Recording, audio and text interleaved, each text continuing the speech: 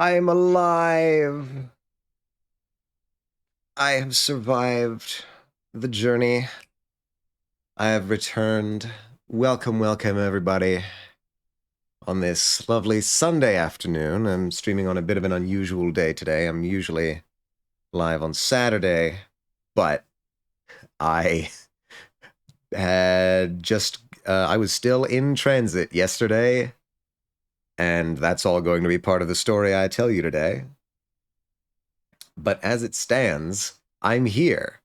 Today is the day where we're going to go over the trip, the positives, the negatives, the trip itself, the getting there, the getting back. And I hope everybody is doing well today. So, I went on a trip to Anime Expo. I guess this is exposition for people who were not kept informed of what was going on. I went to Anime Expo this year, and I did not take a plane.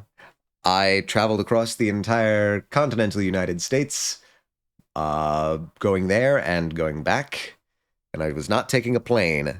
And this is the end result of that. Let me actually, hold on. I need to restart the capture because it is different now. Yeah, okay, cool. We have a tier list. One of the things that I was inquested to do is a tier list of the Greyhound stations that I had to travel through on my way to Anime Expo. Because, yes, I did take a Greyhound from where I am on the East Coast to Anime Expo in Los Angeles. Now, I chose Greyhound for a very simple reason. I had taken the train cross country before, and I did not have very good cellular data connection while I was doing that. So I wanted to pick an option that would give me better odds of having secure wireless communication. Because I'm going to be taking this trip for roughly 3 days. It's actually not appreciably different in travel time between a bus and a train, which surprised me, but here we are. The 3 days that I would be spending in transit would be very boring. Whoops, that's my phone sliding off. Don't worry about that. The 3 days that I would be traveling would be very, very boring if I did not have access to some kind of entertainment. Now, I had backup options. Oh, Rose! Hello, Rose! Give me a stretch? I can stretch. Here, hold on. Stretch. In the stretch. How you doing today, Rose? How are you doing? How you doing? Hello, thank you for the first time chat as well. It's good to see you. We are just starting off the tales of the journey that I took to AX. Right, so the rationale was, oh, you're tired? That's unfortunate. I'm a little tired too. It's better because I got to actually sleep in my own bed last night, which is nice compared to what I had been having before. So I'm not doing too bad, but we'll see. I could sleep for a week. I'm probably not that far behind you, honestly. Uh, my sleep schedule is very strange right now because of the trip that I just took.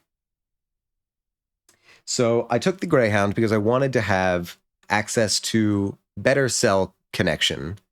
And I thought, okay, the train corridors, they might not have very solid connection, but the cell towers are usually built closer to populated areas and closer to roads and highways.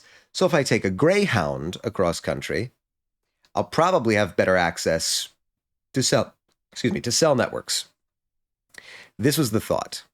You have lots of caffeine? Okay, good. Then you have a weapon in your war against exhaustion. Now,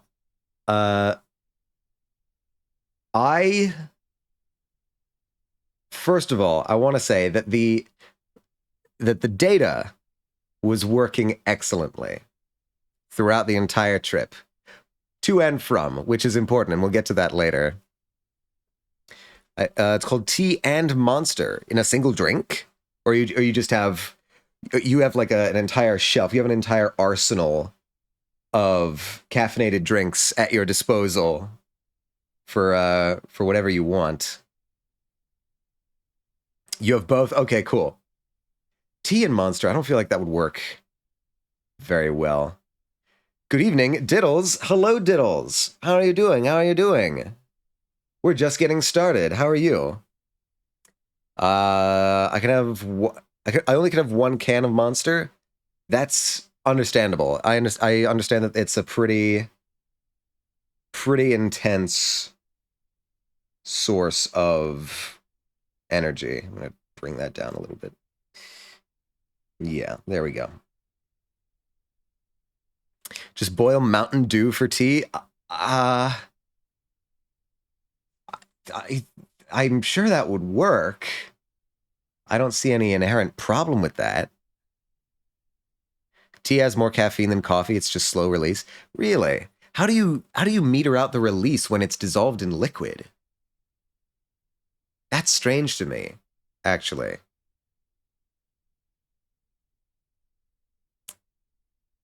Why'd you sound like that? What did I sound like? What did I do? Help. I'm confusion. My voice might still be a little bit... Oh, a bit pained at the thought? No, it was just me trying to think of, like, how you can have slow release of a substance that is dissolved in liquid anyway. I don't know. Maybe it's true. I'm not a tea expert or coffee expert or caffeine expert in general. I don't know how it works. But, yeah. It's the type of caffeine in tea is different from Really? There's different types of caffeine? Really? Let me... Okay, I'm getting used to a new browser here. Hold on. Let's try caffeine types. Maybe this. Ah, there are different caffeine types. I'll be damned. Well, fair enough. Put Mountain Dew in the pot, boil pot, tea. Yeah, sure. I think we can go with that. I believe you. I'm not a tea guy. I have no ground on which to stand an objection to this analysis. But where was I? Oh, yes. So, the wireless connection turned out to be pretty damn good. Chocolate has caffeine. Chocolate does have caffeine, yes. I have seen it. I don't know where I learned that, but I did at some point. So the Greyhound network is, well, it's seen better days. I'm gonna real quick try and pull up a list here of all the stations that I went to. Hold on. Greyhound. Doing this in private. Just... okay, let's actually try tomorrow and see if that... Really? Really? You're not going to give this to me? Okay, that looks like closer to what I had. Yeah. Okay. And voila, we're back. You guys probably never left. Ha ha ha ha. So, what we're going to be doing today is I'm going to be relaying the first leg of the trip, the traveling out to Los Angeles, by way of a Greyhound station tier list. Now, this is tentative. We could obviously alter these categories, but these are the categories that I've selected so far. At the very top, we have, I could live here. This is a really nice station, all the proper amenities. Maybe, you know, Sleeping would be a little bit uncomfortable because there's no dedicated beds in any of them. I don't think they're not really built for that purpose. But nice enough, full featured enough. There's bathrooms, there's food, everything's clean, nice. I could live here. The next category down is few complaints, meaning that there are some complaints, but not many. Everything is mostly up to snuff and hospitable for human life. But there's a few things that are maybe dragging it down. Then the next category is needs some work. This is a station that requires improvement in some major way or ways. Finally, we've got, or not finally, next down we have what happened here. This is where we start getting into disaster zones, where you're thinking something bad has happened to this place. This is not the sign of a thing that is functioning well. It has either been designed poorly or has incurred some tragedy at some point along its lifespan. And finally, at the very bottom, we have God's love does not reach this place. These are for the worst of the worst stations, abandoned by man and by God. These are the places you absolutely do not want to find yourself.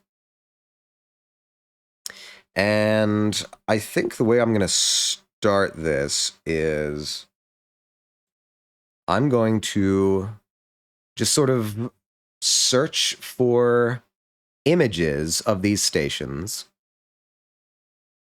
And we're going to take a look at them, and I'm going to describe to you what these things are like, and also, you know, the details of my trip as I can remember them along the way. But unfortunately, that's getting in the way. Okay, cool. So let's start with, come on, let's start with the Harrisburg. Now I'm starting this a little, if I can learn how to type, Jesus, Greyhound Station. I'm starting this a little after the beginning of my journey, just so that it's not easy to geolocate where I came from. But in any case, this was the first one that had that was really of note. So this is the Harrisburg, Pennsylvania Greyhound Station. You can sort of see, why is that so tiny? Please show me something larger. That's Wikipedia. There we go. There's the Greyhound Station in Harrisburg. And you can see, okay, this looks pretty nice. The exterior is pretty plush. It's got nice design, nice upkeep. I don't suppose you have any more pictures. Oh, we do have more pictures here. So the thing is, this is a combination of a bus and train station.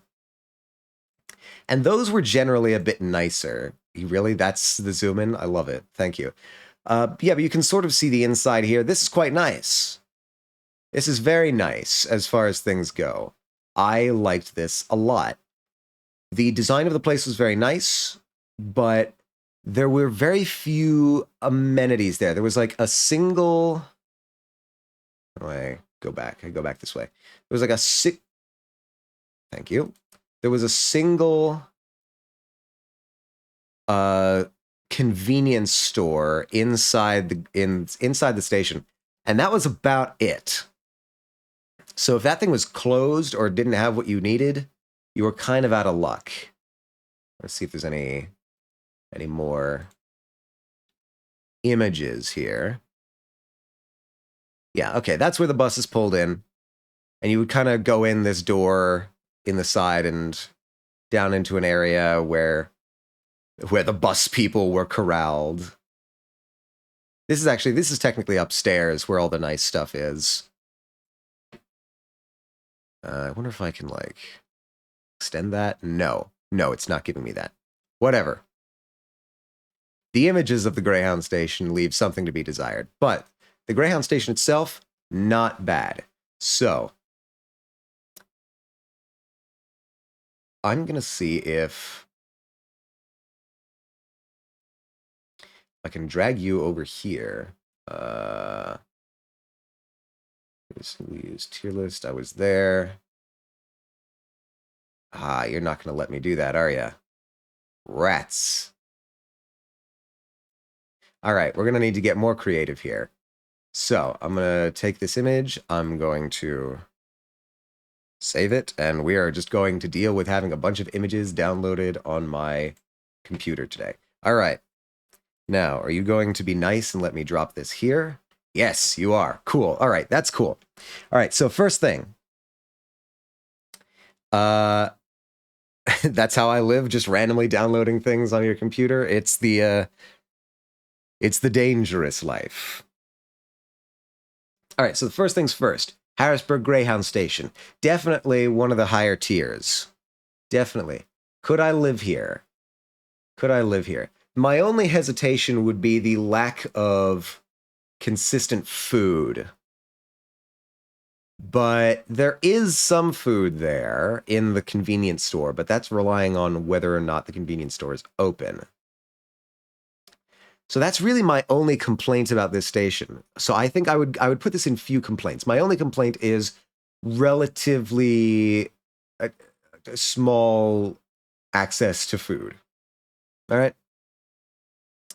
So we're off to the races. The list is begun.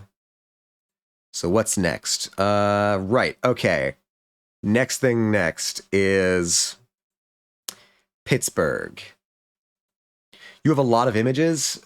I have to, because you do a lot of like surprise meme edits. You have to have a pretty substantial repertoire in your images folder.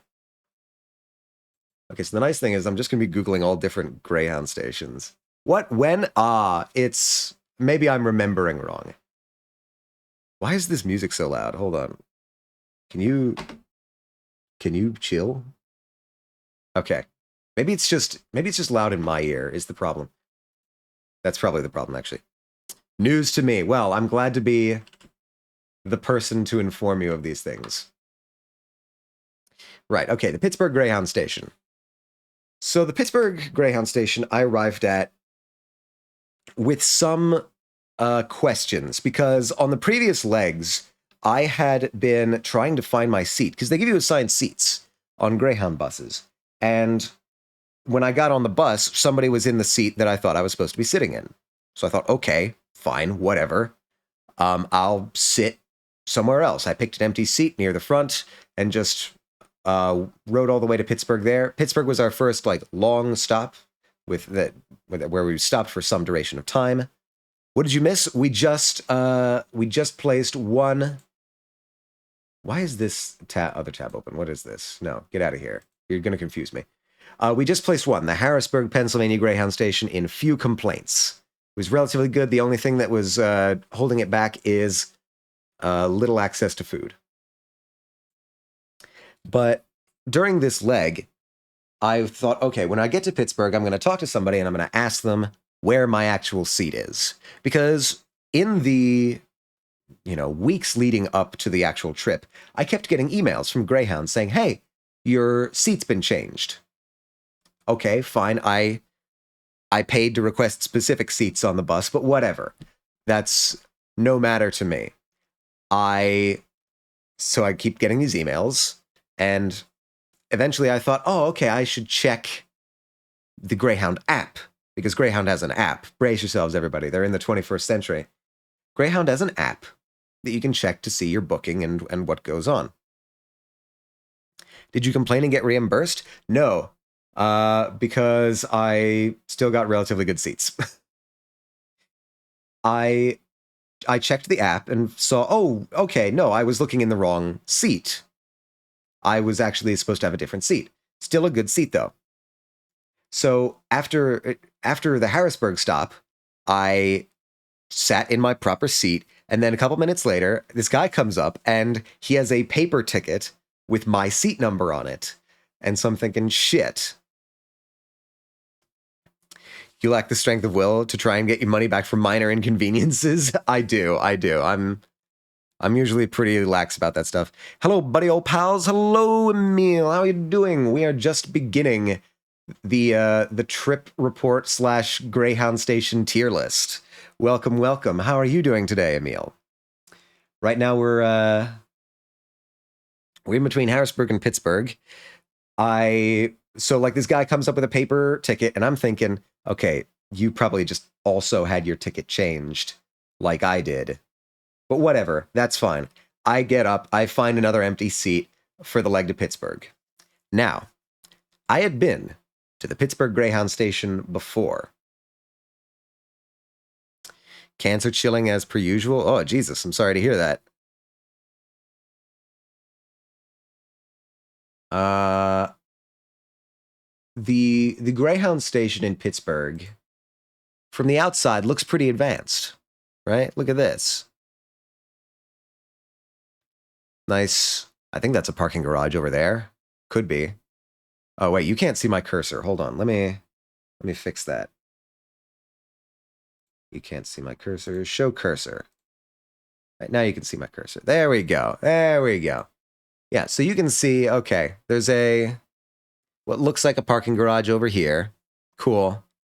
There's the Greyhound station is like this part down here. Ah, the Swallots command. An older command, but a classic. It still works.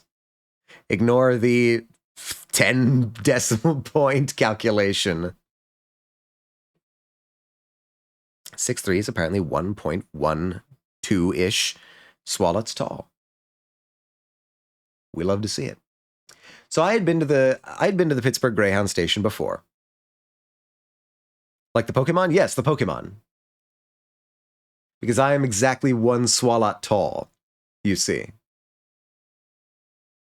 And so it became a measurement. Really, you can pick anything as a unit of measurement, so long as you keep it consistent. So here we use swallots. You can, yes, it's true. It can create problems sometimes, but not this time. Let me look up something. Yeah, okay, I know what you're looking up. Go ahead. So I had been to the Greyhound bus station in Pittsburgh before. Yeah, okay, see, this is what I'm looking for. Will you, Pinterest, will you let me, all 104 photos. Wait, this isn't Pinterest, is it? This is Yelp. Yelp has Greyhound station photos. Interesting. Yeah, so this is the inside of the Pittsburgh Greyhound station. It's basically just one long strip with bus terminal access on one side. And they had this little like restaurant cafeteria area the last time I was there. I don't like showing pictures of these random people. That feels weird. Allow. There we go. Allow. Thank you. Looks like an airport terminal. It's closer to an airport terminal, I think, in design. Yeah. I'm trying to see, like, okay. God, all of these photos are so small. They're so tiny. If I have an Incineroar, I'm looking that fucker in the eye. Yeah, exactly. 1.5 out of 10. Uh-oh. Yeah, so you can see, like, okay, these photos are kind of small. I'm assuming that, like, all of the photos are going to be kind of small. But you can get the vibe of what this place is like. It doesn't look the worst, right? It looks kind of like an airport terminal. And that was what I had experienced the last time that I was in the Pittsburgh Greyhound station. But since then, it has gone downhill pretty significantly. Where was it? I saw a photo of it. Come back to me. Right, yeah, here we go. This restaurant area that is sort of like a cafeteria thing. Open, make a new tab, might make it bigger. It's only 533 by 400, so it's. But what the fuck? Okay, it brought me to a MapQuest window. Interesting.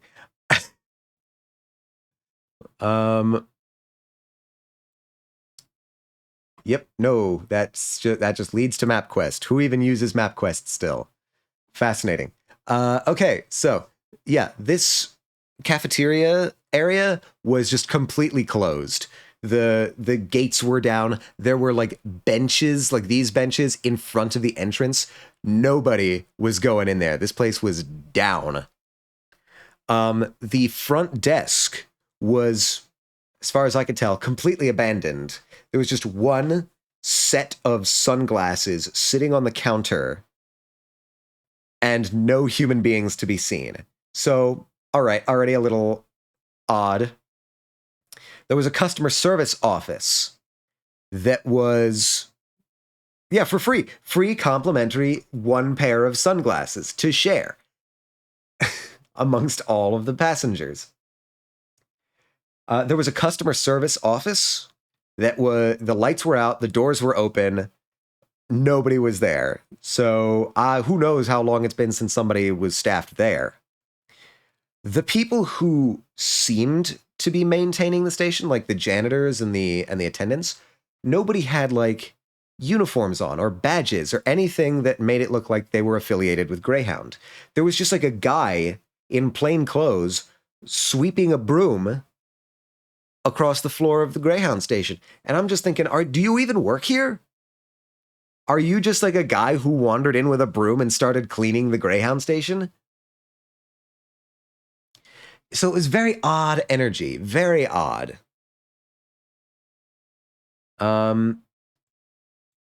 Yeah, it was not quite this abandoned. Wouldn't you? It's what I did before you showed up. Yeah, we'll get to that. So I can I have you to thank for the state of that Greyhound station. So let's take this, and I have to say, in the current state of things, the Pittsburgh Greyhound no, I don't want the entire folder. The entire downloads folder is not what we want. So the Pittsburgh Greyhound station, as it stands, I literally had to ask myself, what happened here? Because this used to be good. It used to be a really good place. Honestly, prior, like the last time I was there, it could have gone in few complaints, or even I could live here. It has severely gone downhill to an extent that really makes me ask, what happened here? I think the current state of Pittsburgh is Philadelphia. I haven't been to the Philadelphia Greyhound station, I'll be honest. Should I look up the Philadelphia Greyhound station? What does the Philadelphia Greyhound station look like?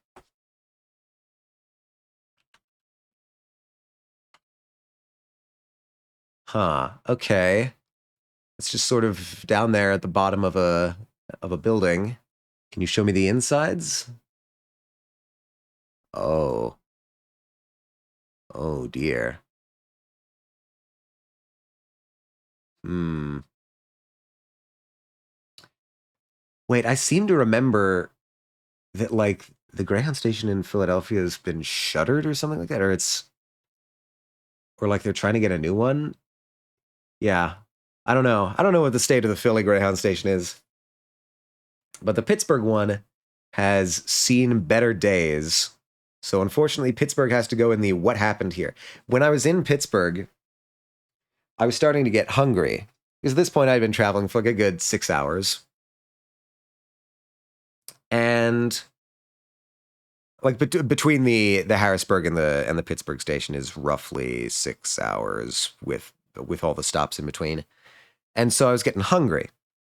So I thought, okay, time to get some food. And there were vending machines at the Pittsburgh Greyhound station. I saw within one of the vending machines like refrigerated calzone.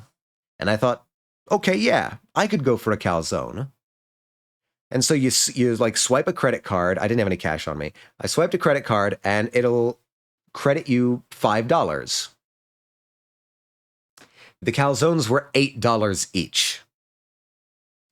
And that was, I think, a good first omen for how the bulk of the trip was going to go. I remember you saying in Discord, yeah. I probably mentioned this across a couple different Discords because, you know, you got to entertain yourself somehow when you're on the road. So I'm just yapping to people in Discord. Yeah, so they would only credit you $5, and the calzones and all of the actual food was $8. So instead, I resigned myself to eating some of the snacks that I had brought with me. I had like fruit and yogurt Welch's fruit snacks. They're pretty good. I liked those. And I was subsisting on those quite a bit. So, after Pittsburgh, where did we go? After Pittsburgh was a pretty decent leg. The next we stopped at was, Columbus, the Columbus, Ohio Greyhound station. Now, if I'm remembering correctly, come on. Columbus Greyhound station. Yeah. Calling it a Greyhound station is perhaps a little bit of an overstatement. I might have a decent photo with you. Continuing coverage tonight. No, don't play video. Carla Rogner's been hearing from Republican leaders in the state, including Governor. Please, no. I don't want any of this, please. Open image in new tab, please. There we go. So this is the Greyhound station in Columbus, Ohio. And I'll put Greyhound station in air quotes there. It's really just a bus stop with a few extra frills. There was a convenience store of some kind in here. I'm not even totally sure what it was. There's no like brand anywhere. It's not like this was a 7-Eleven, or maybe it was. I don't know. That's the point. I can't tell what convenience store was in here. But there was a convenience store in here where you could get stuff. And again, like these, at first glance, you might think, oh, this is a gas pump. There's no gas pumps here. This is just an overhang where the buses can pull under, and people can, I guess, be protected from rain as they go into the actual store. But yeah, this was the Columbus Greyhound station. Can I swipe that? We were here for not too long, not a good 10, 20 minutes, something like that. It was not a giant length of time, but we were there for enough to take a breather, get some stuff at the store.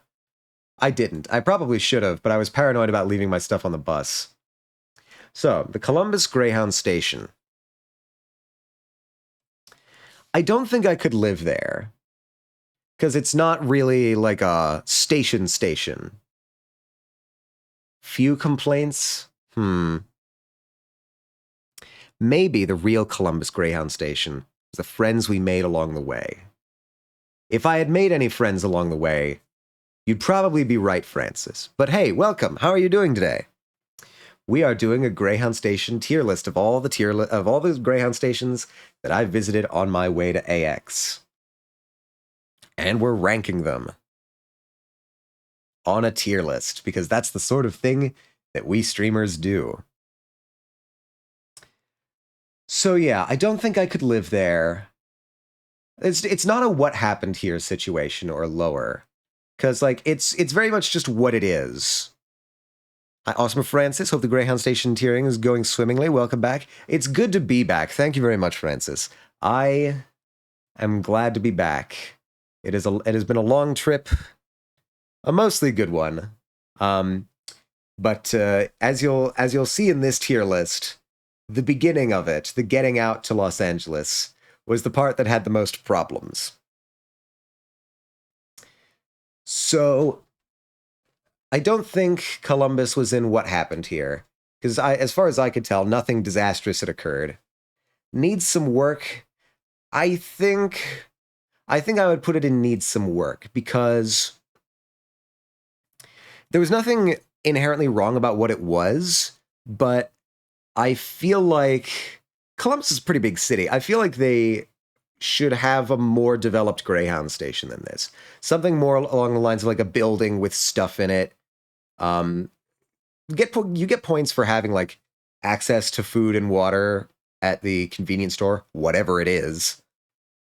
So I think it just needs a little bit more structure around it is all. It just needs to be a little bit more. But I can't say that there was anything fully wrong with it. So maybe this should go in few complaints. I don't know. I'm going back and forth between this.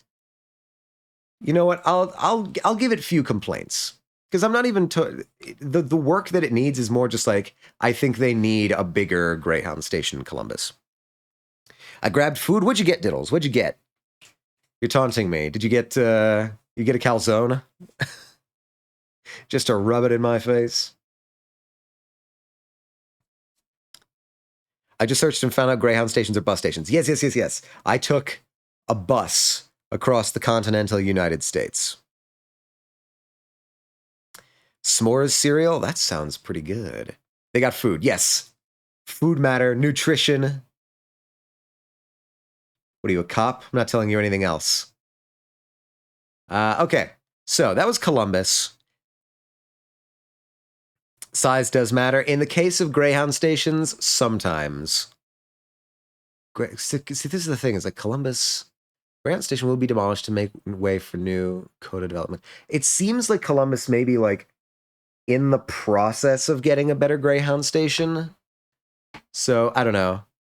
Maybe that will need to be reevaluated at some point in the future. But I gotta say, I don't think I'm going to be taking Greyhound if I can avoid it. Okay, so the next one was Indianapolis. And this was... where is the... Where did I have this list? Yeah. So this was the second to last Greyhound station on this leg. There's 3 buses that I took. And this was getting close to the end of the first bus. So, man, the lighting just isn't great in any of these photos, but you can see it's serviceable. It's an actual station. It's a little industrial looking, but all in all, I actually thought that this is a pretty good one. Let me see. There you are. Okay, this is a good photo. This is, I think, representative of what the Indianapolis Greyhound station was like. So it's like, it's clearly down in the basement of something, but it's a pretty nice basement, all things considered. Lots of space, pretty good chairs. You technically could get food there. So I didn't get food there. I forget exactly why not. I think it was just, I was trying to push on to the last leg in St. Louis and was going to try and get food there. And it was pretty late at night at this point, so I think I elected to skip food at this station. It was probably a mistake on my part, considering what came eventually. But yeah, so this is the Indianapolis Greyhound station. Pretty good. There were some... I want to see if I can bring this in, actually. Can I access my photos on this? Oh, God, what did I click? What even was that? Oh, it's my contacts list. Okay. Let me see if I can find this to drag in. Oh, I don't have syncing on. Well, that's unfortunate. So there was there was a little bit of like wear and tear and jank in this station. So it was not... maintenance was, I think, a little bit lax in the Indianapolis station. Like I saw an outlet on a wall that had like information screens plugged into it, and it was covered in labels saying, please, please, please, please do not plug in your phone to charge in this port. They were very adamant about making sure that everybody knew not to plug their phones into this outlet. And it's just a bunch of little stuff like that makes you think like, they've had problems here before. But all in all, pretty well maintained. I think this is definitely, the plug of Kaboom. I don't know what happens if that thing gets plugged into when you're not supposed to plug into it. No, I did not plug into it. I'm not trying to wreck A, my phone, B, my only phone charger, or C, the Indianapolis Greyhound station. I'm on mission critical resources at this point. We cannot afford mistakes. Let me get the Indianapolis station in here. All right. So the Indianapolis station, I think it's like low I could live here. It's close. There are some like rough around the edges, so maybe few complaints. Few complaints. It's like high few complaints somewhere in here, I think. Harrisburg was nicer, but I think given a pinch, I could live here because they did have food. So I don't know. It's somewhere. I'm back and forth between the top two categories. I'll leave it here. I'll leave it here for now. And if considerations change, we can always move these around later. Okay, so with that said, what do we have next up on our itinerary? Yes, of course. So this particular bus, finally dropped us off in St. Louis, Missouri. St. Louis Greyhound Station. Now, this was nice. This was a nice Greyhound station. I really liked this one. Let's open image and new tab. You can try and get... Whoops, my phone does not have the traction I thought it once did. Let's see if I can boost that again. Okay, yeah, cool. Detroit, Michigan. Not quite that far north. Chess, Hyro. Hello, Chess. What is a Greyhound station to you? To me, a Greyhound station is a place that is trying, but maybe not always succeeding. Unless you're literally asking me what a Greyhound station that is, and then it's a bus station.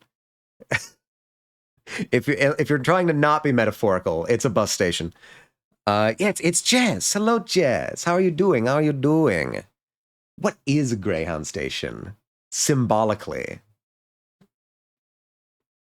In the hearts and minds of people, what is a Greyhound station?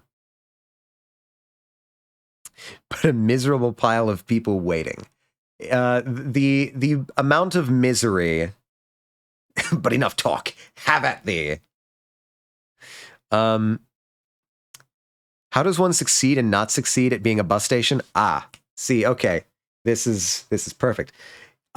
We are currently doing a Greyhound station tier list, and some of them are better than others. So far, we've had pretty good luck, clustering high. But for example, the Pittsburgh Greyhound station, which is listed down here, has gone downhill severely. They used to have a food area, like a cafeteria there, utterly gone. They used to have people at the counter, gone. The people like sweeping the floors at the Pittsburgh Greyhound station don't have uniforms on, so frankly, I don't even know if they're officially working with Greyhound. It's seen way better days. Rather, how do I know that you have the qualifications to speak on this? Do you have a resume? No, but I did travel from the East Coast to the West Coast for Anime Expo by Greyhound. I took buses across the entire continental United States, and so I saw my fair share of Greyhound. So I guess you could say I have work experience. If that counts, I have a certain number of years of work experience. Greyhound station starts hurling fireballs while laughing. Yeah, no, if the Greyhound station ever actively attacked me, I think that would put it pretty low in the tier list.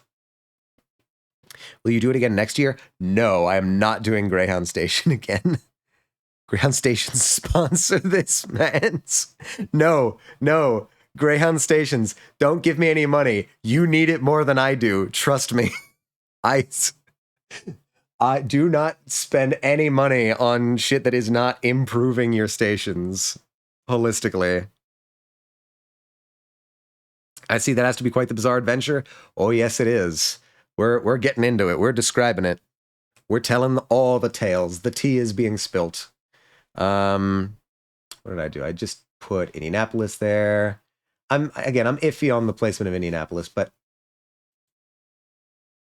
the St. Louis Greyhound station, like, look at this. This is pretty modern. This is pretty advanced looking. This is pretty nice. But, you know, fair enough. This is the outside. What's it look like on the inside? Do we have any good photos of the inside? We do have some good photos of the inside. Like, okay, this is the inside of that section that I just showed you. Oh shit, it's like that one anime. I think that's the only bit of musical cue I know from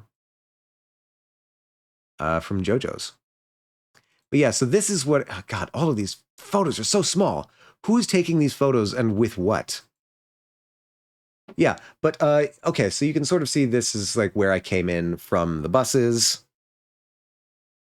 DJ's Bizarre Adventure Part 2 Bus Tendency coming this summer on Crunchyroll. Oh, Roundabout. Yes, no, exactly. I do know Roundabout. Yes, yes, yes. Starbus Crusaders. You're all making it sound a lot better than it actually was. Yeah, okay, yeah, this is a pretty good photo. This is a pretty good photo of the inside of the St. Louis station. Really? You're not gonna let me? Please. Open image in new tab. Fine, there we go. Do you know Walk Like an Egyptian? Because they also use that one too. I didn't know they used that. I watched like 5 episodes of JoJo's, I'm going to be honest. Wheels are unbreakable. Thankfully, you're correct. Thankfully, we did not have any flat tires or broken wheels during the length of our trip.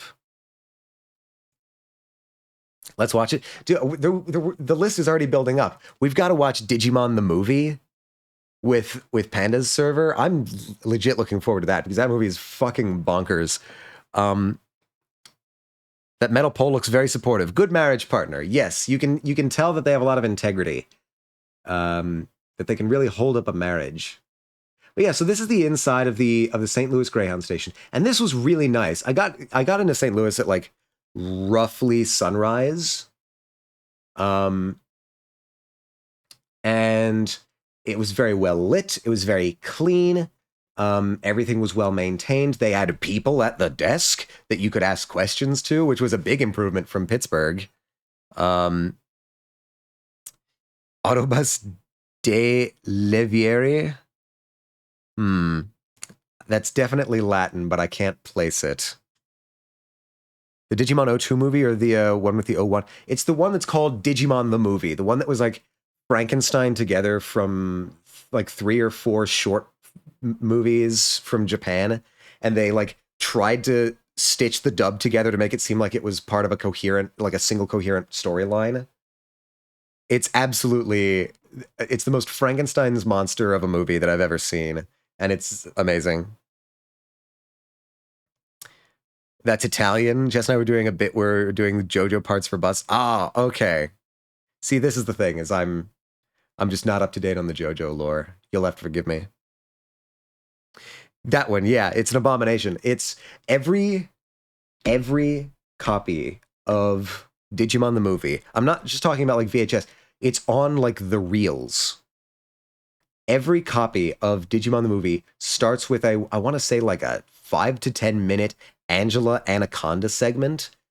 Unskippable. That's part of the movie. And that's what I like to call barrier to entry.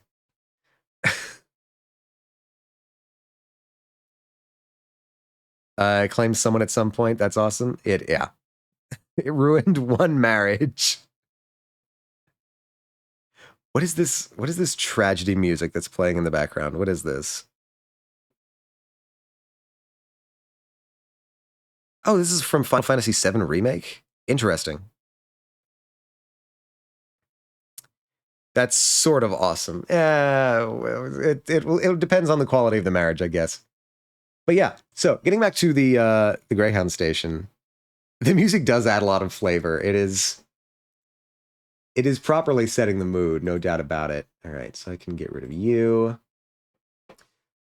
Yeah, so the St. Louis Greyhound station, it also has like its own, the Arch City Deli. It's got its own special little thing where you can get food, not just like vending machine food, real food. You could get a bagel. I got a bagel. You could get chicken tenders. You could get fish and chips at a Greyhound station. That seemed like weirdly fancy to me. It was really nice. I have to say, the St. Louis Greyhound station was probably the nicest one that I visited. Oh yeah, you could get chicken and waffles. Yeah.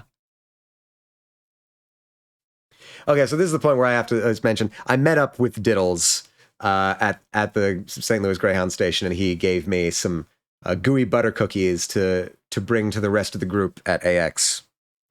And so there's no evidence of this, no evidence whatsoever. All of the evidence got eaten. Okay, we've got an ad incoming at in some span of time. It's never very clear about exactly when those ads happen, so if you get hit with ads, let me know and I'll stop talking so nobody misses anything. Wait, chicken and waffles? Yeah, they had chicken and waffles at the deli. You know, I don't. It's calling it a deli seems weird because it's not. It didn't have a ton of deli food, but it was just a place where you could get food. And one of the things you could get was chicken and waffles. Whoop! It's Rose. Rose, thank you for the sub. I just realized that the alerts are on a lower layer. So excuse me for that while I move that around. Oh hell, I should just move this lower. Oh my god, it's been above the chat the entire time. Disaster. Utter disaster.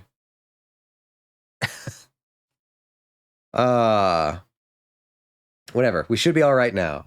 We should be all right. Below the chat, below the alerts. Cool. We're good. Yes, welcome back, everybody. You're on screen again. Shows photo. Yes, this is true. We did get a photo with the with each other and with the cookies. No ads for me. Yes, you are free. Thank you very much for the subscription, Rose. I really appreciate it. Chicken and waffles is like a $20 dish. Typically, people make it fancy. Yeah. How much was... Diddles, do you remember how much they were selling chicken and waffles for? We're back, baby. Back in the land of the visible. You're not getting ads. Where are they? They probably will show up unannounced like in a couple minutes because the warning thing is not very time accurate. It wasn't too expensive. I remember that much. I wonder if I can like look up. Can I look up the menu for the Arch City Deli? Hold on. Arch City Deli menu? Okay, yeah, hold on. No. Philadelphia, that's not. Deli menu, St. Louis. Yeah, okay, here's the transportation center. 1 star. Okay, come on, guys. You're being a bit picky here. I think we have a couple naysayers here. Oh, well, this is... No menu. I do what I can, and it is appreciated, Rose. Anyway, you got the menu for the Arch City Deli. Unfortunately, it looks like I don't have menu for the Arch City Deli. TripAdvisor? Will TripAdvisor have that? No, nobody has it. Damn. I thought I was going to get lucky with that, but no.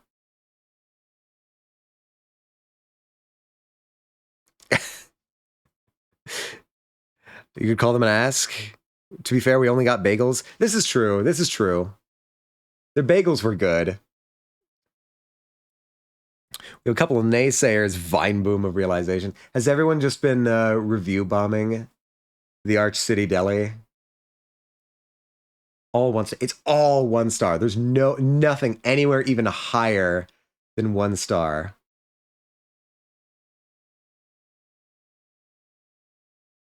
Okay, there's only 3 reviews.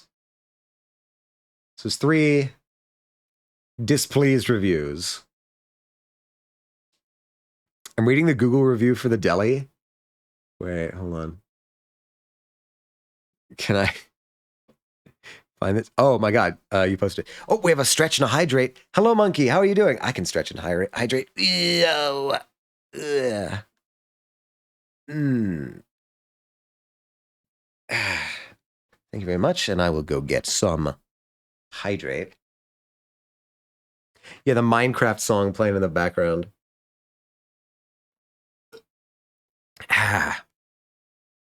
This is supposed to be a fantasy tier, like, not tier list, playlist on Spotify. I don't know how we got to Minecraft. All right, the Google review for the deli is overpriced garbage. No decent human being would ever eat here unless no other options were available.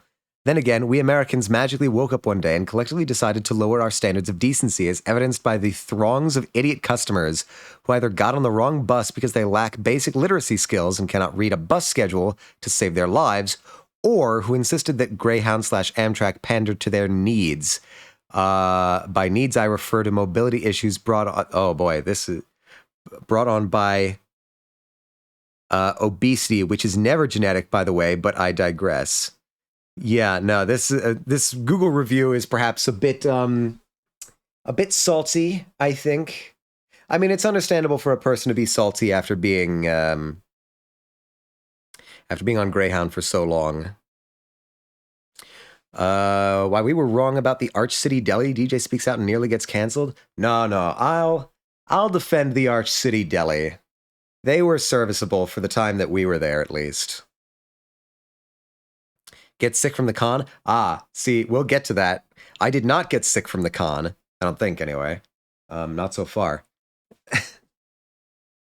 Song name is Mice on Mars. Fascinating. Yeah, for our 2 bagels, they did well. I would have been curious to try the chicken and waffles. I would have been curious. I would have tried the chicken and waffles, but I digress.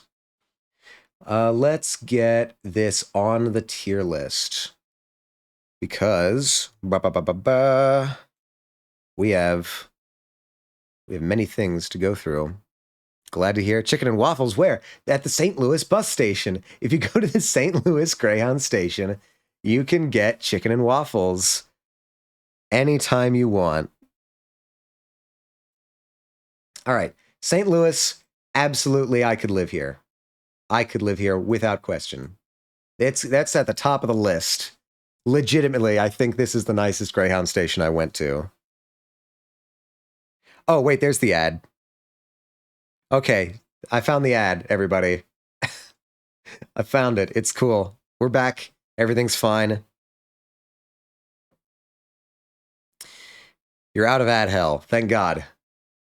All right, so fact of the matter is the Greyhound station in St. Louis, I could live here. This is like top of the list. Probably best Greyhound station I went to along the trip. Double raids, no AIDS, no ads. Okay, yeah, no, we really we took a trip in terms of the nouns there. Yeah. St. Louis Greyhound Station, top tier. A+ from me. So this marked the end of the first bus and the beginning of the second bus. The second bus, gotta hit the bed or I'll explode and die, which would be sad. Have fun contemplating bus station quality. Have a fantastic sleep, Chess. I hope you sleep well. I hope you awake rested and feeling well in the morning. Or whatever it is that you wake up. And I hope you have a wonderful rest of your day. Thank you for joining us on the bus rant.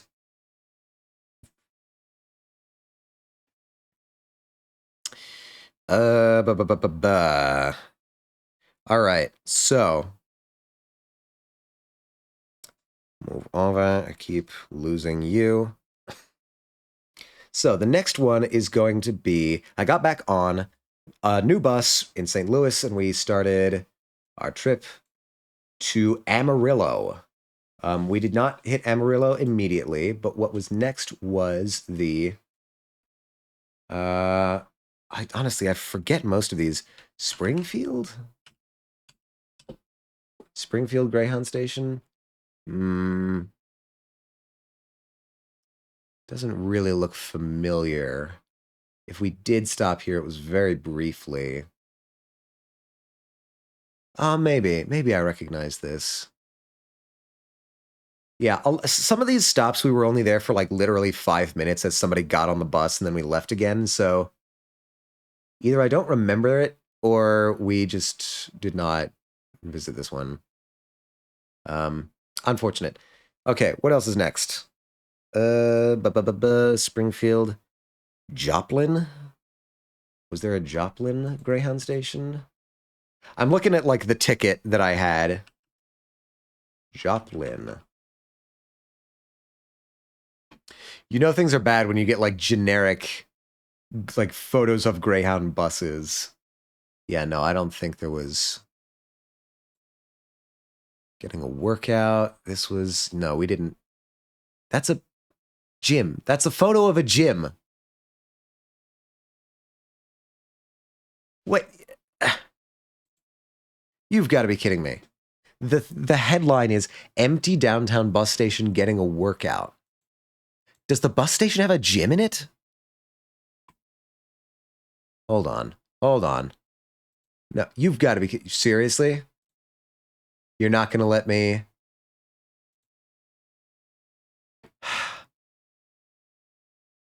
Really? The Joplin Globe is really going to paywall me on this? Fine. This is why modern news is degenerating. Because the truth is paywalled and the lies are free. Anyway, okay, let's pretend I didn't visit the Joplin Greyhound station because it may not exist. Maybe that's the Greyhound station. Yeah, maybe you just like you start up the buses by pedaling on a bicycle. Get paywalled. It happens to me every time. Every time. All right, what's next? After Joplin was Tulsa. Tulsa, Oklahoma. This was one of the bad ones, guys. I did not get out and go into this bus station. Partially because it's not much of a bus station. Again, it looks sort of just like a service garage where people gather to get on a bus. And view the gallery. Wow. Yeah. So yeah, a Greyhound bus will just pull in. Some folks will be here on this ramp, and then they'll come in and get on the bus. I don't know what goes on inside. I don't want to know what goes on inside. Point is, the folks who were getting on in Tulsa, Oklahoma were the troublemakers. There was this group that got on in Tulsa. This couple who were very, very clearly not well. If you catch my drift, they were. Here they were. Unbeknownst to me, because I had my headphones in for all of this, they were making a big mess and causing a lot of commotion on the bus, in the rows behind me. The station itself was, was in pretty rough shape. There's not much here. So I think I've got to put this in, let's see, back to my tier list. Get this image in there. I think I've got to put this in what happened here. This was it definitely bore some signs of abandonment, of disrepair, and the folks getting on here. To be fair, I think what happened here might just apply more to Tulsa generally, rather than just the Greyhound station. It might be more of a commentary on the socioeconomic situation in Tulsa, Oklahoma, but I'm not prepared to address that right now. So after Tulsa, we immediately went to Oklahoma City. Oklahoma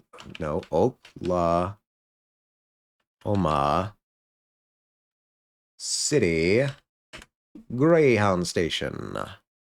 Ta-da! We did it. This is way nicer than what I saw. See, this is Oklahoma Greyhound Station. I don't think that's right. Tassie, it's Tassie Corral. Hello, hello. Tassie Corral. Get shouted out. How are you doing today, Tassie? Are you still in your on your trip? Are you where you need to be? Because I am back home. Thank God. Jazz is here too listening. Oh, hi, Jazz. Here, I'll give Jazz a shout out too.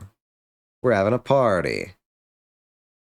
Fucking, if I can find my home keys. Jazz Manian _ main N. Yeah, okay, there we go. I made it yesterday, the same time as you. He's insane. Yes, I honestly,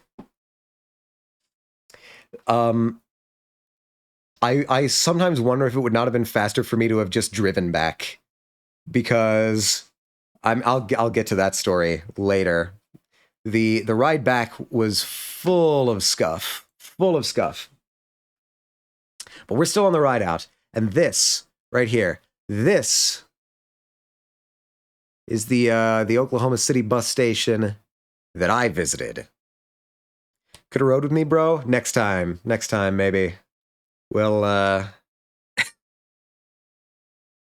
we'll maybe be able to coordinate things better. Could have made it back an hour early. God. Yeah, so this is the most cursed. This is the most cursed bus station that I have ever been to. This is the point where we got off. So right about this point, I'm starting to get very dehydrated. I underestimated how dehydrating the bus air was going to be. It was very dry, very recirculated. So I was desperate for water, and none of these places, none of them sold water. I was going nuts trying to find water at any of the stations that I was stopped at. I think a Road Trip Angel is the play. Yeah, that's the play, definitely. Road trips, I mean, it's the US. Everything's built around cars. The infrastructure's all designed for cars. Cars is probably the smarter move. But glad you got back safe. I did get back safe. Everything's hunky-dory now, but it was touch and go there for a little bit. Was it cool at least? The Greyhound station was, I believe, air-conditioned inside. Outside, it was Oklahoma City. Oh, the bus air was cold most of the time. Sometimes you would get air conditioning that was not very strong, and so you'd be on a hot bus. That happened once or twice. But most of the time it was way too cold, and me, like an idiot, I didn't bring a blanket, so I'm just like shivering in this Greyhound seat, clutching my book bag, trying to use it as a blanket. Because the air conditioning, it comes out from the vents overhead, but it also comes out from the side under the windows. And so I had to like position my backpack to block the air coming from under the windows so that it would not be blowing on me, and I would be able to retain a little bit more body heat. Yeah, so I should have brought a blanket, definitely.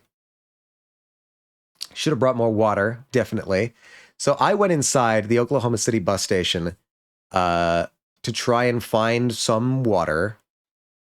Didn't find any water, except like a little water fountain, which unfortunately you can't bring with you on a bus. So I had to just sort of get what I could there and then leave. Then I walked back out, and the owner slash manager slash chief of the Oklahoma City bus station, walks off of the bus and he says, "Hey, everybody." And he calls us all over and he starts the conversation like this. "Now, I don't know who raised y'all," which it's always a fantastic way to start off a conversation.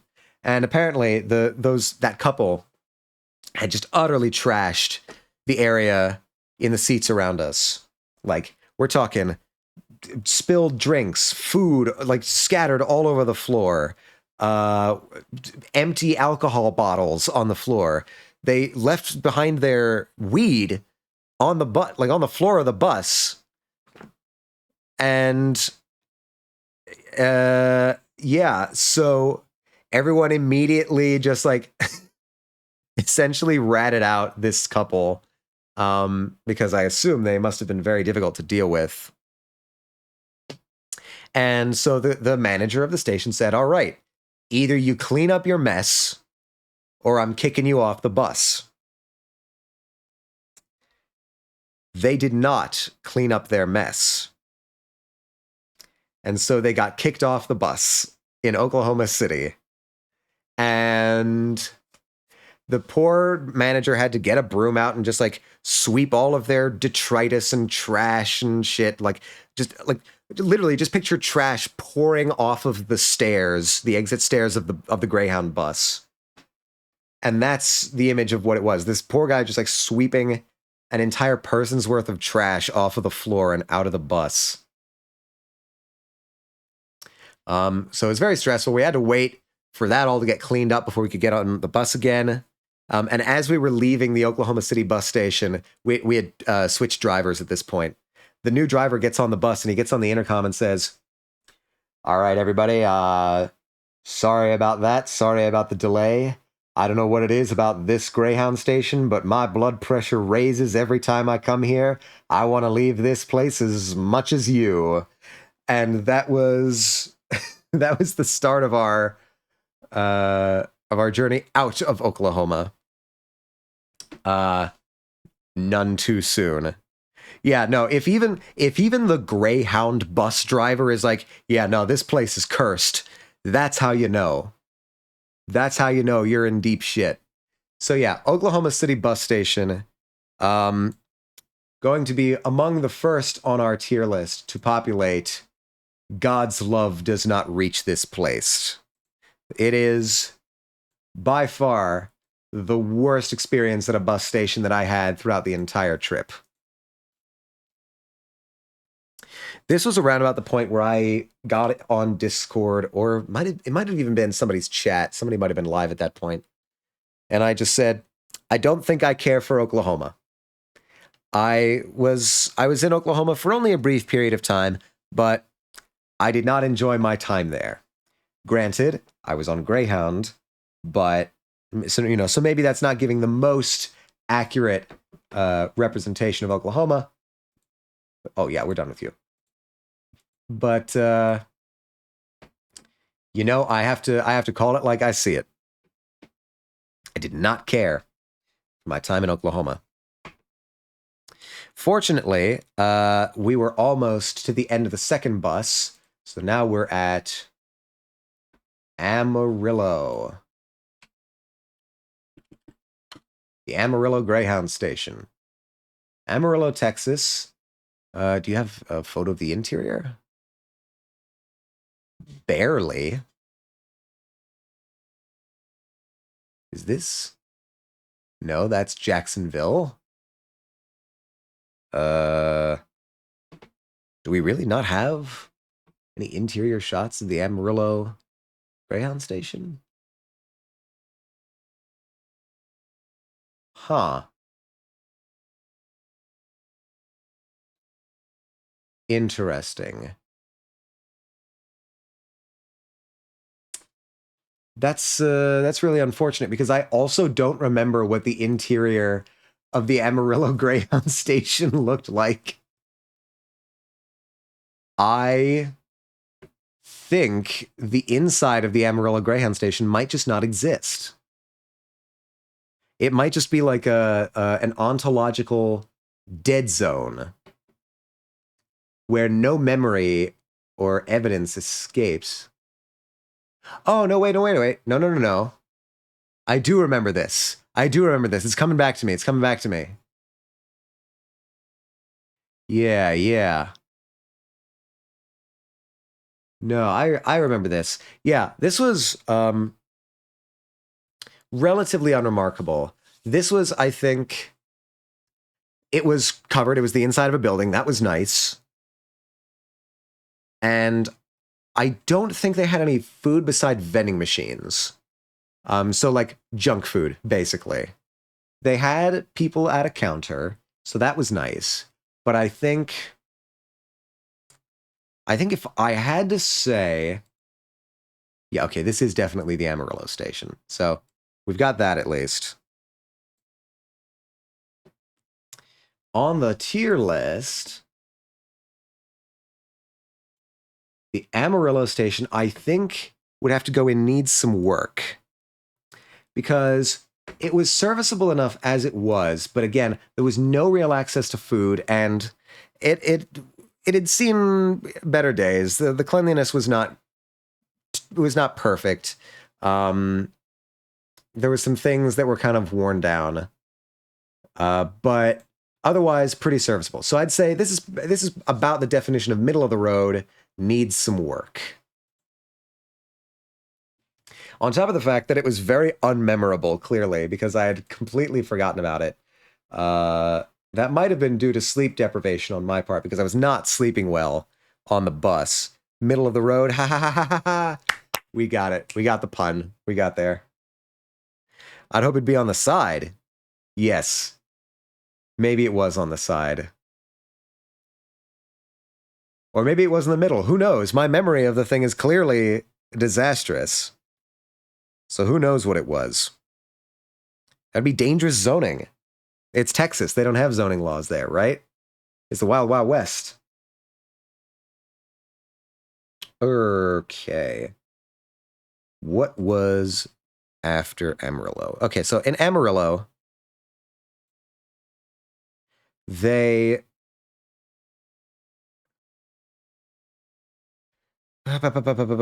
Amarillo, we got on my final bus of the trip. So this leg was going to take me from Amarillo, Texas to Los Angeles, California. Now, the span in between Amarillo and Phoenix, we had a couple stations here. Let's see. Oh yeah, we were supposed to stop at a McDonald's, but the McDonald's was closed. Who ever heard of a closed truck stop McDonald's? I ask you this. What are they doing out there? Closing a McDonald's. All right, so after Amarillo, the next one was Albuquerque. The next bus station was Albuquerque, which I never remember how to spell. Albuquerque, that's not spelled right at all. Albuquerque, yeah, okay. So the Albuquerque station is another combo Greyhound Amtrak one. And as a result, it's also pretty nice inside. Who's doing these overexposed shots of these bus stations? I'm going to wring their neck. Yeah, so this is the interior of the Albuquerque station. This is also pretty nice. This was pretty nice. Bus departures was down this way. This was, like, you can already see, like, the visual design of this station is far superior to most of what we've been seeing prior. Yeah, it was all basically like one area. They had a restaurant, but I got there at the middle of the night and it was closed. So again, I have to assume that if I had gotten there, at a more reasonable time, I would have been able to eat. Plenty of benches, more than what I've seen goes on in New York. Yeah, no, this was a pretty good station. I'd have to say this was one of the better ones. Albuquerque. Oh, what the hell?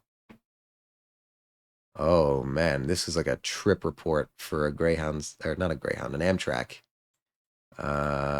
Open image in new tab. Give me the new tab. Okay, not much bigger, but here we are. Yeah, so you could get trains here. You can get buses here. You can get food here, apparently, if it's at the right hours. Albuquerque? Breaking Bad reference? Just about, yeah. I did not see any meth dealers, but I have to imagine that the meth dealers like to keep themselves relatively private, relatively secret. So probably not doing their business in a Greyhound station, because that's about as exposed as you can get. But the Greyhound station, or I guess I'll just call it the station in Albuquerque, because it was more than just Greyhound. This was very nice. This was one of the better ones. I could definitely live here. Yeah, the only thing keeping it from top slot is that it was, like, I did not actually have access to the restaurant at the time. I don't know if it's like a 24... I don't know if the St. Louis restaurant is 24 hours, but this one certainly wasn't. And I was there during the non-hour time. But in theory, I could live here. So already, we're doing pretty good on... Let's just reassess. Is there any of these that I want to move around? I don't think so. I think this order is all still relatively good. Okay, we're keeping it going. So the Albuquerque Greyhound station, generally quite nice. But they didn't have water, and that was the one thing that I guess really sort of threw me off. But I had sort of come to expect it at that point, because nobody was selling water. I was starting to get very... Look, you can see it. You can see, here's the vending machines. Where were these vending machines? They didn't sell water in the vending machines when I was there. What gives? Where's all the water? This is staged. Ah. All right, so the next one was Phoenix, Arizona. Phoenix Greyhound Station. This was another pretty nice one. I came into the Phoenix Greyhound Station pretty desperate, because I had been basically without water at this point for a while. Trying to look for any good interior shots of this. I'd been without water and without decent food for a while at this point. Probably going about half a day. I was dehydrated. I was hungry. And I come in and there are... All right, how big can we make you? Uh-oh, uh-oh, uh-oh. Get out of here, get out of here. Nope. Not getting me. Not getting me with that one. All right, so this is the inside of the Phoenix Greyhound Station. This is at night, I think. I got there during the day, so it was much brighter, much more well-lit. Very open space, a lot of good benches over here, and a line of vending machines in the back. So I think, perfect. It's here. This is my chance to finally get some water and some food. They even had, like, drink vending machines, like with the big buttons on them, with the pictures of the drinks, and some of them were water bottles. I thought, thank God, I'm saved. I go, I press it, they're out of water. The one place I saw that might have been able to get me some water, they were out of water. So I'm going a little insane at this point. I look around and I see there's a water fountain on the wall of the station. I go over and like 1 cubic nanometer of water comes out of this faucet. So I broke down and got some tea. Poor bastard. I was feeling like a poor bastard at this point. This was the stage in the journey where I was thinking, okay, I don't think I'm going to be able to do this on the way back. I don't think I have another one of these in me. And so I started considering alternatives. The tea was nice. I'm not a tea drinker. I don't like caffeine usually, but I needed some sort of hydration, and so I got some tea. I also got at the vending machine, they had this like protein packet that had cubes of turkey, cubes of cheese, and some almonds in a little packet. So I got some of that, ate that. As soon as I got some food and water in me, I started feeling a lot better. I started realizing that we're on the last leg of the journey here. We're getting close to Los Angeles. I was hyped. I was pumped. So this was a pretty good one. Could I have lived here? I don't think I could have lived here just because the food selections were pretty anemic and the fact that they were out of water. So it doesn't go into I could live here, but I think I would definitely go into few complaints. This is definitely a few complaints type of station. Is it above or below Harrisburg? I think it's slightly below Harrisburg, because Harrisburg had, I think, better access to food. Yeah. This is looking right. This is looking right. I'm surprised by how top-heavy this distribution is. I guess the stations themselves were generally quite good. You know, if you got to like a major station, certainly. Though they could certainly dip pretty low in quality here. I guess it was just the actual experience of driving that was a little bit sucky. So, okay, what do we got? Wait, did I skip Flagstaff? I think I might have skipped Flagstaff. Did I visit the Flagstaff station? I feel like if we were there, we were only there briefly. Flagstaff. Yeah, no, again, it's another one of these, like, here's a picture of a Greyhound. Yeah, no, I think this was one that we were only there for, like, literally 5 minutes. I didn't get to investigate this one. So, all right. That's fine. We'll leave that as it is.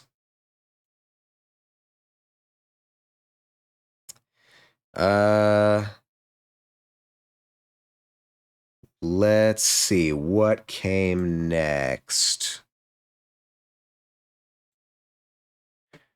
Flagstaff, Phoenix. Indio bus station. We're getting into the section of things that I'm not super... I don't remember very much. Indio Greyhound station. Oh yeah, this was just like a shack on the side of the road. Okay, that was... Yeah, again, this is another, like, really short stop. The only other one that might be of note is the San Bernardino Greyhound station. Where did I... How long were we here? Were we here for 20 minutes? Yeah, I don't even think I got off during this one. Yeah, no. I'm pretty sure that... Oh, no, I remember what happened. Okay, so this was the part of the journey where... You move now? Yes, yes, I move. Ah, it's me. Hello, Bitten. How are you doing? How are you doing? I am live 2D. I have had this ready since like February and only revealed it like a month or so ago. But maybe more than that. Who knows? But hello, Bitten. We are just describing the journey that I took to AX on Greyhound. So outside of the Phoenix bus station, I get on the bus at Phoenix, we start moving, we're driving, and we pull off into an unscheduled stop. Okay. Little unusual, but what's going on? And, we're just pull off to this truck stop in the side of the road, and the bus driver says, "All right, everybody get off." Just in the desert, in the Arizona desert somewhere. And everyone's looking around like, "Okay, what's going on here?" Apparently, the bus driver had seen something or heard something or whatever to make him think that the bus's generator was breaking down or like smoking. And that's very bad, because if the generator breaks, all of your climate control goes down in the middle of the Arizona desert on a Greyhound. And that might actually kill somebody. So you can't have that. We were close enough to Phoenix still that if we needed to, we could get back, or they could send another bus to get us. So he's, he takes us all out of the bus. He's opening up panels on the bus, check-in, doing some sort of investigation. I don't know. I'm not a Greyhound driver. On the radio with people. And meanwhile, we're just all kind of standing out on the side of the road in the Arizona heat. Fortunately, it was a false alarm, and we all pretty quickly got back on the bus, where it was cooler and we had air conditioning and everybody was okay. But that blew a lot of time. We were there for like a good half hour. So we were a half hour late at this point. And apparently to the bus driver, that meant, okay, we're already late. Let's just ignore all of the timetable for the rest of the bus drive, since we're already late. And so the schedule was basically ignored for the rest of the trip. We just kind of went as we were going. There were a couple of stops at like gas stations and stuff to get snacks or food or whatever. And I'm fairly certain that 2 people got left behind at various bus stops along this stretch. So I was very reluctant to get off at any of the stops. That is so fucked. I'm pretty sure we left somebody at the gas station. I'm also pretty sure that at another stop, a lady just kind of wandered off in a direction and didn't come back. And so we left her behind as well. I don't know. Maybe that was her stop. I hope that was her stop, but she wasn't carrying anything. So unclear. Yeah. So that was that. And then, I'm in communications with the people at the Airbnb saying like, okay, it's looking like we're delayed. I was supposed to get into LA at 9 o'clock in the evening, which is pretty late, but okay. So full disclosure, on the trip out, I'd been watching people's streams, and Ender Empress had some orange chicken from Panda Express, and immediately after she did that, I was craving orange chicken from Panda Express the entire bus ride out. And so as I was approaching Los Angeles, I was starting to get communications from like Sivari, Tassi Corral, Soul, sarcastically, of saying, okay, hold on. Is there you're going to be getting in pretty late. Do you want us to like get you food of any kind? And I immediately went like, yes, please get me orange chicken from Panda Express. And they did. They got me some orange chicken from Panda Express. And they had to, because as the arrival time kept getting pushed further and further back, I was not going to be able to visit Panda Express myself. It would close before the time I got to LA. Yeah, this is kind of scary, riding on a long-range bus. It is kind of scary. It's a type of... It's all different types of fears, I guess. Because I'm scared of flying, which is why I was taking a bus in the first place. I don't know. I need to get better about that. I should try flying more. But yeah, as our arrival time in Los Angeles kept getting pushed later and later because, we're already late. Why bother with schedules at all? I had to keep telling them like, okay, it's looking like it's going to be this time. Okay, it's looking like it's going to be about half an hour later. Okay, it's looking like it's going to be about an hour later. Flying sucks, but it's fastest mode of transportation. Oh, no question. It's absolutely the fastest. For me, it's just like I'm scared of flying. It's not even like the conditions of like the cramped quarters or whatever. I can deal with that. Clearly, I dealt with it on a Greyhound for 3 days. For me, it's literally just like I'm scared of the flying part of it. So I was supposed to arrive at Los Angeles Greyhound Station. Here, let's...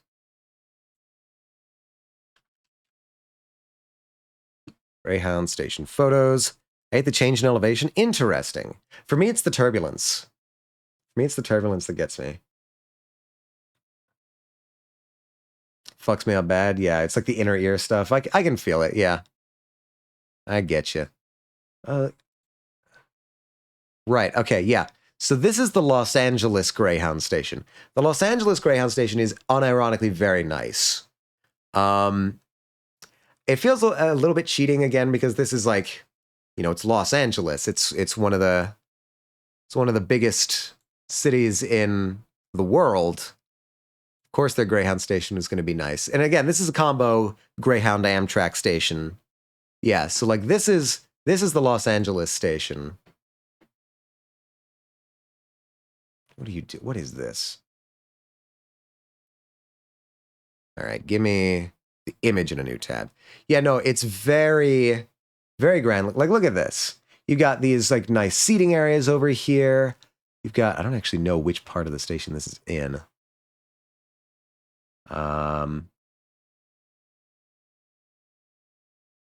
Whatever. Yeah. So this is the Los Angeles Greyhound station. It basically all looked like this. Whether you were going Amtrak or Greyhound, this is what you'd be waiting around in. There was a Subway, so you could eat actual food there, and I did on my return trip eat there. I didn't get to see the inside of this station on the way out because by this point, C and Soul had, you know, gotten in the car, driven to the station, and were waiting for me. And they said, okay, we're going to be waiting for you under a yellow sign that says Fianzas. It's just the name of the place. And I thought, okay, cool. So I get off the bus, finally, in Los Angeles. I'm there. I'm safe. I grab my luggage, and I immediately I look around. I don't see anything that says Fianzas on it. I see the only yellow sign I see is a Denny's. So I walk up to some security guards, and I say, hey, does the name Fianzas mean anything to you? And they look around at each other, and they say, I've never heard of that in my entire life. What is that? Is that like a person? And I think, no, I think it's a place. And they say, I'm sorry, I don't know what Fianzas is. So eventually I get in contact with C again, saying like, look, let's just meet in the parking lot of the Denny's. And we did, and we meet up, said hi, and that was the end of my trip. Now, what I learned later, and what we all learned later as we were trying to figure out where they had actually been parked, was that Fianzas was a bail bond place. So imagine being a security guard at Los Angeles Union Station, and this random schmuck in like a dress shirt, carrying a suitcase and a travel pillow around his neck, just gets off of a random bus in Los Angeles, walks up to you and immediately says, hey, where's the nearest bail bond place? Imagine if you were that security guard. I must have looked absolutely insane. But nevertheless, we found our way. We got back to the Airbnb, and I had my Panda Express, said hi to everyone, took a shower, and then immediately went to bed because I was beat. So I guess to finish off the Greyhound Station tier list, we'll place... We're back on Minecraft music, somehow. We'll place the Los Angeles Union Station. And this is definitely going in I Could Live Here. This is near the top, I think. So yeah, this is our final Greyhound Station tier list. Stress the fuck out. Trying to get a party going for Sea of Thieves. And people in its official Discord are such a mixed bag. I'm kind of forced to rigorously question their moral barometer before I commit to playing with them. Yeah, that is the risk you take going with an open Discord like that. You've got to tangle with everybody.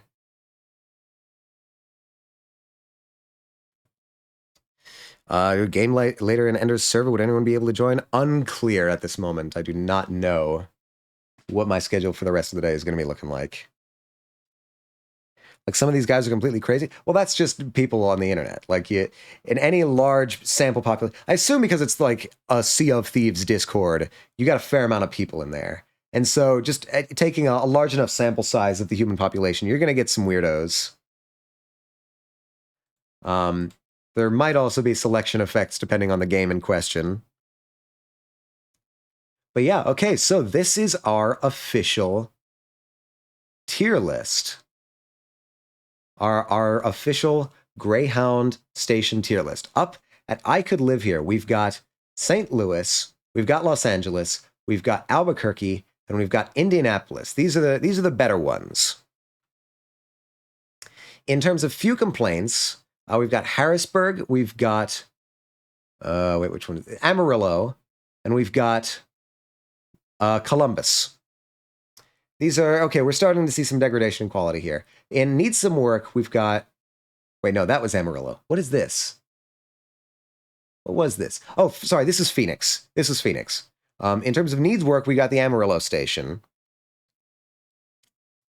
I'm forced to eat dinner with family tonight. Oh, I mean, there's worse things one could be forced to do. I hope you have a good dinner. I hope you enjoy your time with your family, at least. Right, so in needs work, we've got the Amarillo station and basically no one else. This is our middle ground here. In what happened here, we've got Tulsa and Pittsburgh, where especially Pittsburgh is here because of a rapid decline in quality over the years. And then finally, in God's Love Does Not Reach This Place, we have Oklahoma City. And that is the final roster. I'm going to download this. I'm going to real quick put up a shade in case this is... I got there. Yeah, no, okay. We're good. We're good. Why was it so bad, the Oklahoma City one? It was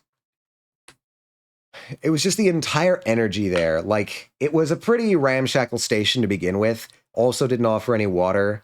And just the people that I had to deal with and share the bus with in Oklahoma City were rough. And it was to the point where the Greyhound driver themselves said that this particular station always raises their blood pressure. So when the driver themselves is saying that, you know things are pretty bad. But yeah, that's the tier list.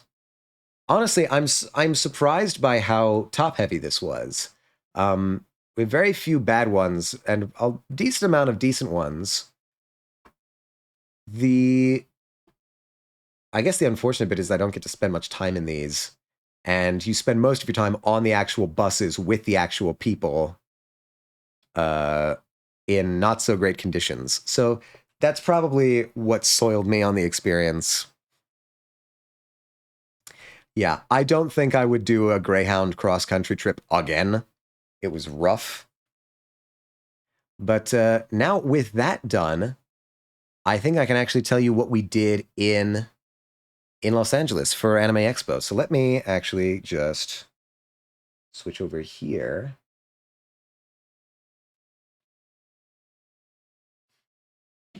All right, and we can get into actual talking. I don't think I have many visual aids for this one, but we can be here.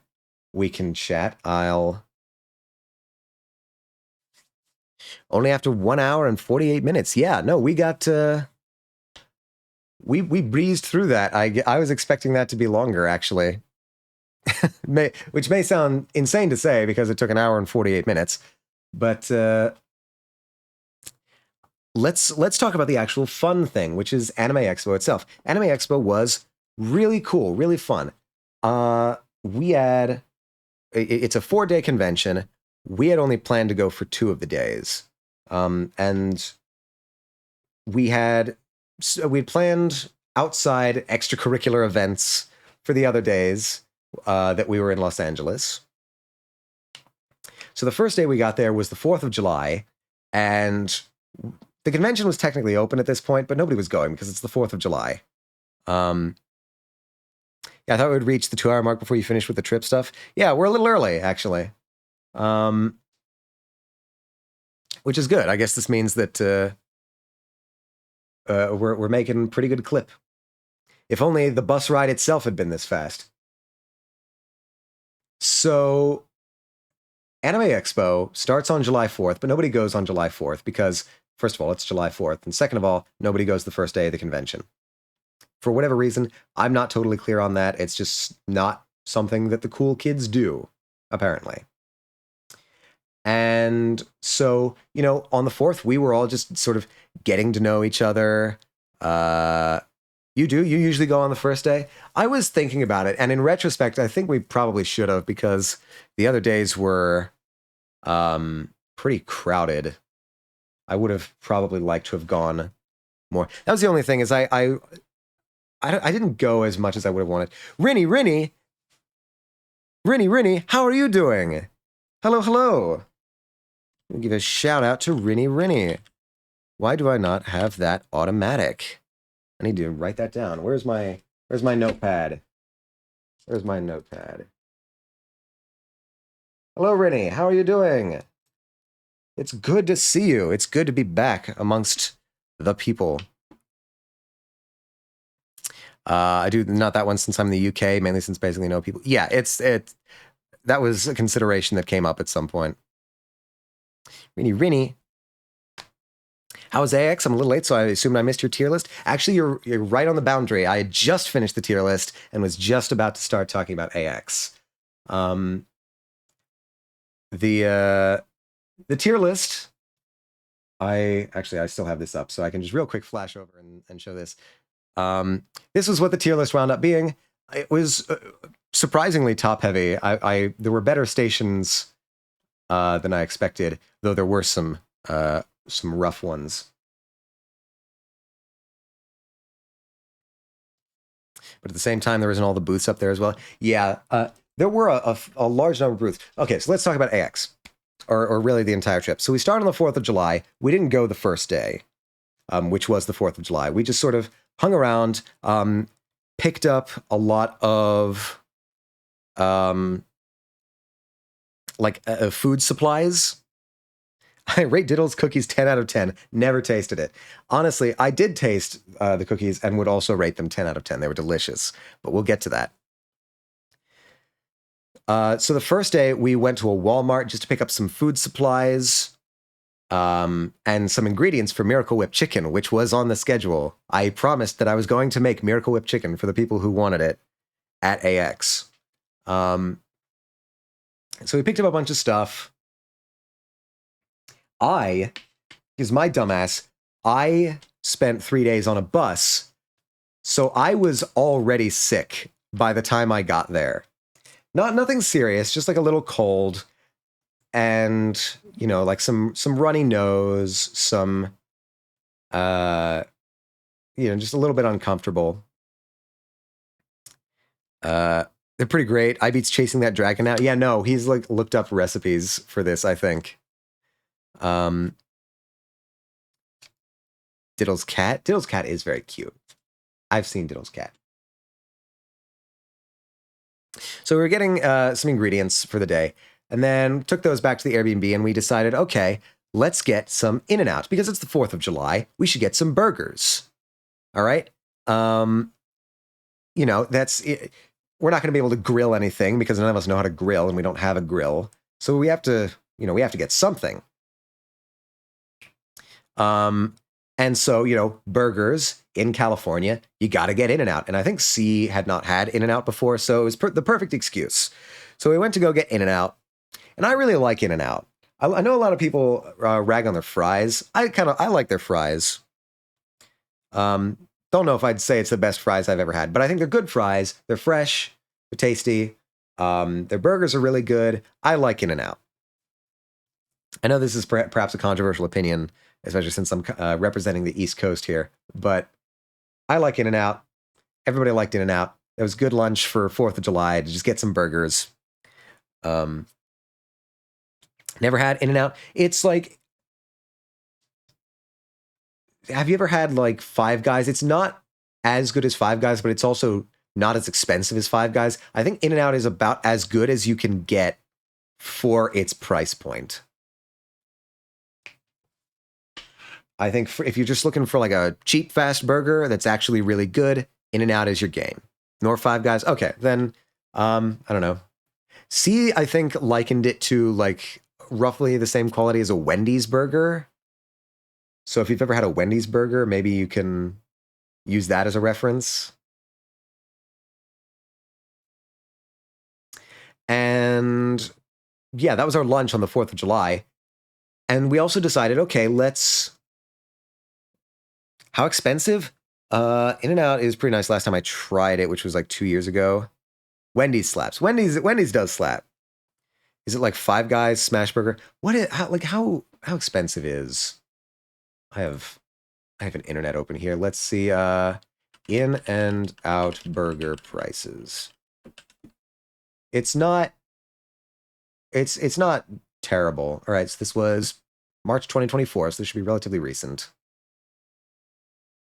Close, thank you. So for like a double cheeseburger, they call it double, which is double meat and 2 slices of American cheese. You're paying $5.65 American dollars. So pretty good. It's like, I would call it roughly the prices of a McDonald's, but way better quality than a McDonald's. Yeah, it's like $5.50 for a double cheeseburger. Now, granted, that's not including fries. French fries, you're paying another $2.30. That's a fire price. It's good for the price. This is the thing. Like it strikes a very, very nice balance between inexpensive and actually very good quality. I didn't even know it cost that much. Yeah, no, it was good. I like In-N-Out. And that was a good way to spend lunch on 4th of July. Now, after we did that, we decided to go around and just do a little shopping around the area to this store. I don't remember the name of it. It was sort of like this. I want to say it's like sort of almost like a dollar store. It was called Diceco or something like that. Something that began with DAI. And you'd have to ask either C or Tassi what the name of the place was. I don't remember it. You guys come to my city, I got a burger place. It's I mean, if it's anything to go by, I saw your city and it looked very nice. So I'd imagine the burgers are quite nice as well. So I forget the name of the place, but it was like this dollar store, and we started walking around there, and Daiso, that's the name of the place. Thank you very much, Tassi. It was named Daiso. And it's just full of like a bunch of like cute like knickknacks and stuff. And what I found is a really nice like metal garden trowel. And I knew that we were going to be going to the beach at some point, and I thought, hey, this looks really nice. This looks sturdy. This looks well built. I wonder how much they're selling this trowel for. So we got 2 trowels, and when we check out, it's like $1.75 for this really nice metal garden trowel. I was very excited about this. I brought it back with me. I have the trowel. It's like, there it is. It's right there. I'm looking at it. I'm looking at this trowel right now. Yeah, Tassie is the other one. We have both trowels are on the eastern seaboard now. They've taken a journey. Not quite the same journey as the cookies, but pretty impressive journey.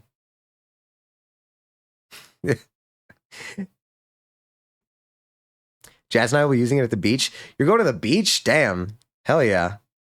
Ugh.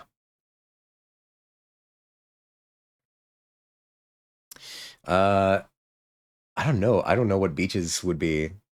Oh no, I guess there's beaches over there. Yeah. Real power, exactly. A trowel. With a trowel, a man can do anything. Yeah, so I was just generally very excited about the trowel. Got it for a bargain. It was very good. And then we went to a boba place. And fun fact, I had never been to a boba place before. I had never gotten boba before. And I got the like house milk tea, and they had popcorn chicken that looked really good. So I got an order of the popcorn chicken, and the popcorn chicken was delicious. The tea was very good. I have to say, I don't think I really care for the texture of the boba.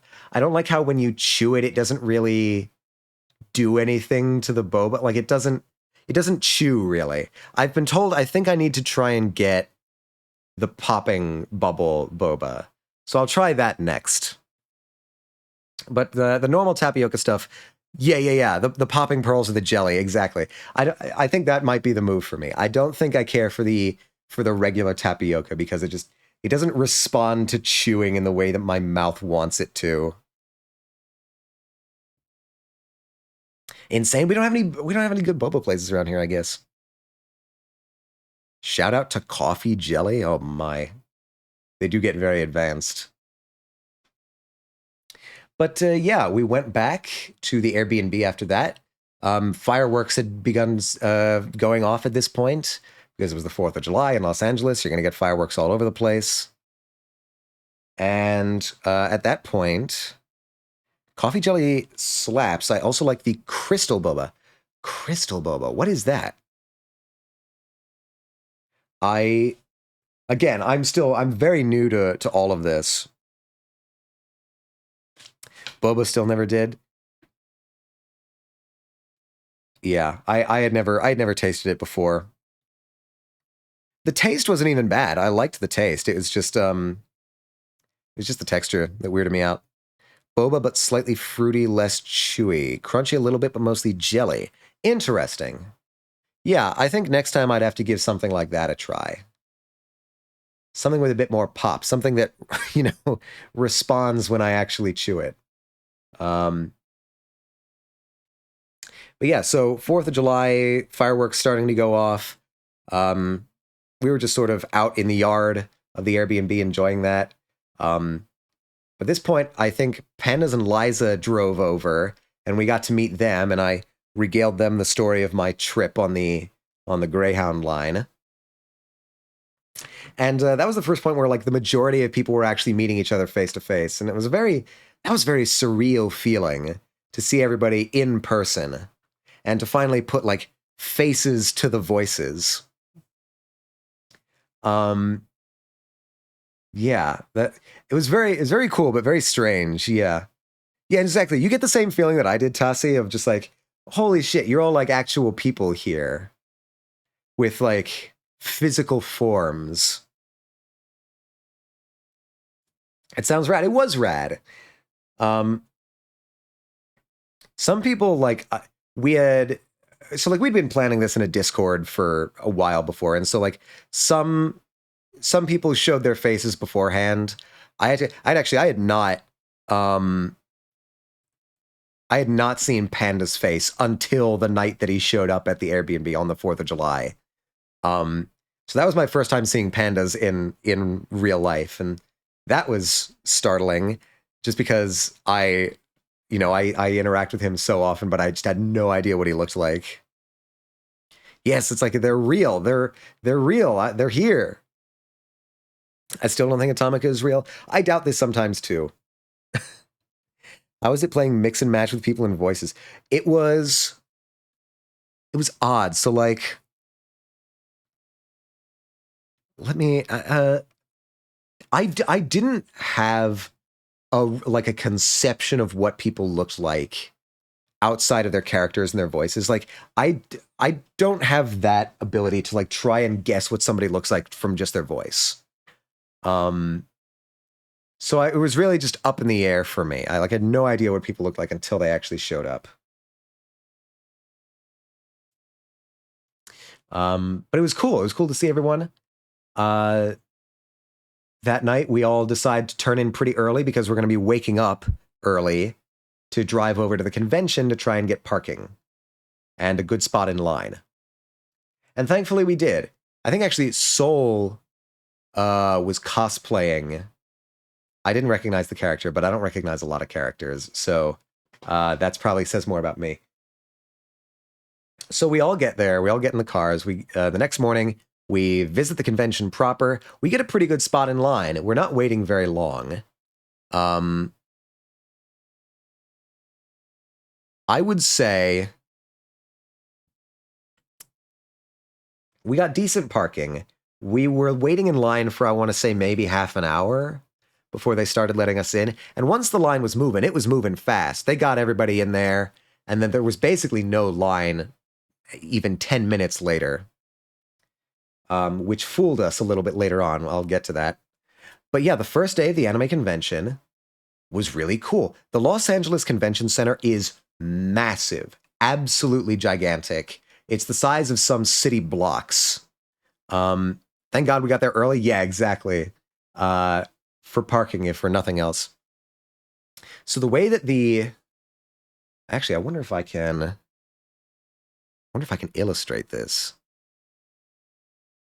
I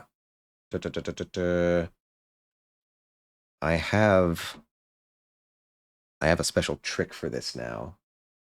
We'll see if this works.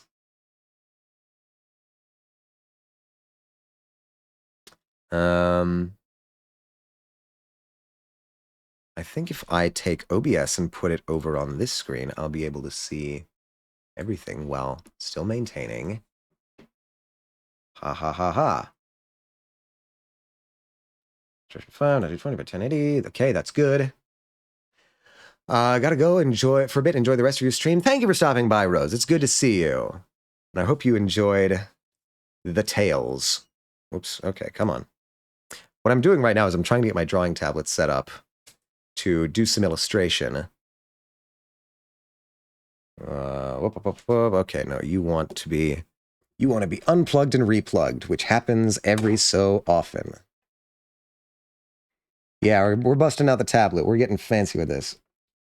Oh, God, my phone. All right. Everything's going a little haywire. Please forgive me. Some sections of this desk are way slippery than others, and I don't like it. Okay, so that should be showing up. Let's see. Oh, wait, did I even add that as a source? No, I did not. Well, okay, let's just go over here. I'll not try and wrestle with this while we're okay. No capture. Wait, where are you? There you are. Ta-da! Okay. It's more in depth and awkward than I was hoping for, but here we are. Okay, so there were three main sections of the convention center. So you've got one big section here, which was the entertainment hall.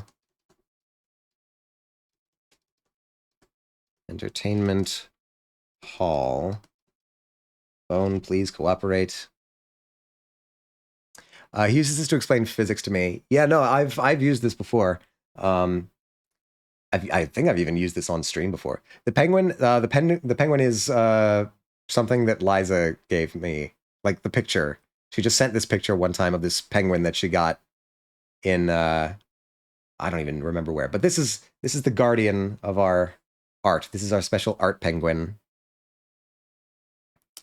It's physics time. No, I promise, no physics today, unless you want it.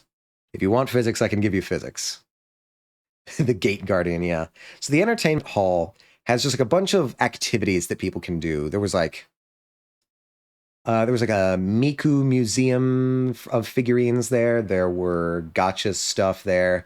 There were like places where you could play video games, either on a PC or on a console. There was like this entire big section where people were having Beyblade tournaments basically the entire time I was there. That was kind of cool. There was, there was a bunch of like lobbies and hallways that went around to this. Actually, out here, this is where we came in. There was food here. There's like a little tiny food market there, and then you go down some of these lobbies and some of these hallways, and you get to over here. There's another big section, which was the exhibit hall. And that's where a lot of like big companies had their stands with merch that you could buy. A couple events going on. Really, there was a lot of overlap between the entertainment hall and the exhibit hall in terms of what was actually there. There was a lot of merch stalls and a lot of activities in both. The exhibit hall focused more on the like big company merch stuff, and the entertainment hall focused more on events. But there was some overlap between the two of them. And then down in the basement, if you go down the stairs here to like a sub level, imagine this is like lower down. You had, sorry, I'm needing to move my phone around a lot because it's directly in front of my drawing tablet. You had Artist Alley. And this was just, you know, rows upon rows upon rows upon rows of like independent artists selling all of their good stuff. We spent a lot of time in Artist Alley. Unfortunately, so did everyone else. This place got super crowded, super fast, and actually, I had a theory about this, and it is related to physics. So I can, hold on, so in the study of fluid dynamics, in the study of fluid flow, you know, you're studying how particles of any kind of fluid flow along lines. What is this song? I recognize this song from somewhere. Hold on, sorry, I need to...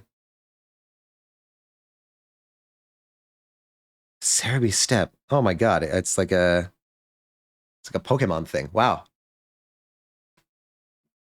Lower the music just a bit? Yeah, I can lower the music a bit. Yeah, we're getting a bit high there. It's from, I think, the Celebi movie. If anyone remembers that. So, cool. Nice callback. So, yeah, okay, in any fluid flow, you're dealing with, you know, particles of whatever fluid you're dealing with. Usually it's like water or whatever, flowing along lines. That's my favorite movie as a kid. I didn't get to see it very often. I saw the first and second movie pretty often, like the Mewtwo one and the Lugia one, because Lugia was my favorite Pokemon. Lugia still is my favorite Pokemon. So I saw that movie a lot. I didn't get to see the third one with Entei and the Unknown very often. I got to see the Celebi one even less. I think that was around a point where I just like started going through them, like one by one, like the Celebi one, the Latios and Latias one, the Rayquaza one, because normally you categorize these by just what legendary was in them. I had it on DVD or VHS. Yeah. It was around about the age where you could get it on either one. VHS, watched a bunch. Yeah, the Pokemon movies, the early ones at least, were very, very iconic. You gotta love them.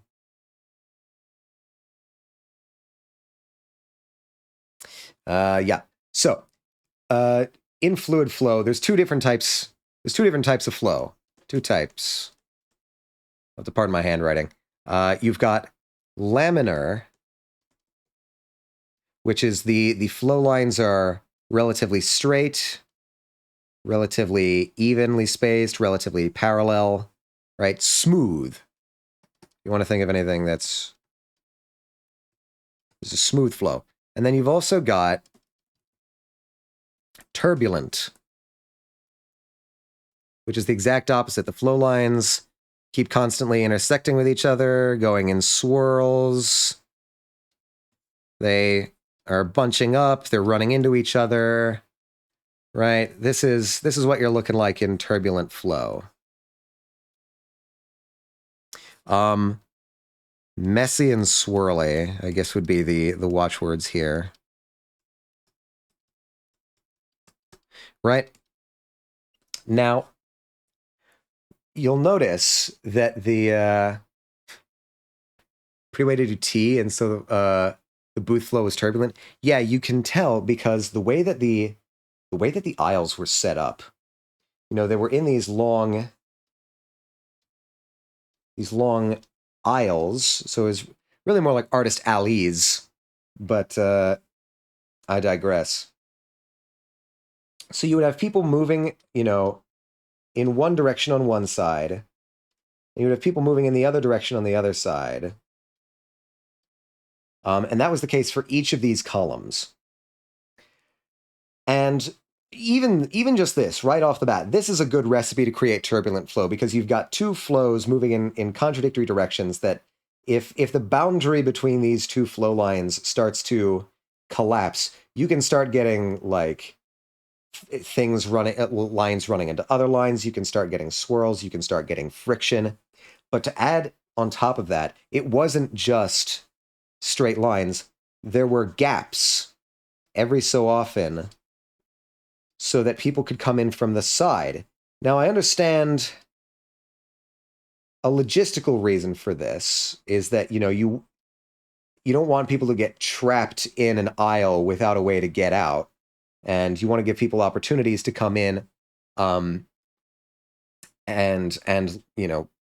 not have to go through the entire aisle. But this also means that you've got, now rather than just two directions coming into this, you've got at least four.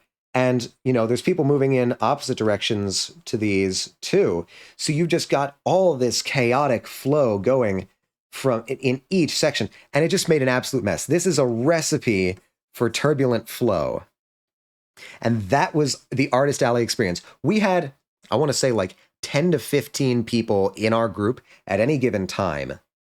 And trying to keep 10 to 15 people together in this environment is basically impossible. So Artist Alley is where group cohesion goes to die.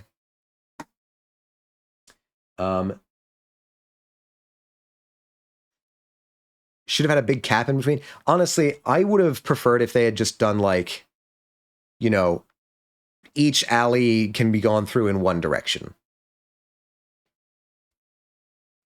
Should have big gaps in between. I see. Yeah, I would have preferred if each alley was like was like a one-way alley, and that if you missed something, you gotta. Honestly, it's just how every con is. But I feel like a traffic designer could do something with this, right? I feel like either a traffic designer or a fluid physicist could have could find some way to improve the flow of this. We do not simply have to accept the conditions that we have been subjected to thus far at cons. We can demand better.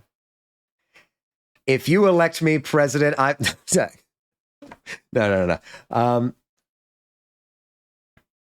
City Skylines people would have fun with it. Yeah. Even just the City Skylines people would probably be able to do something.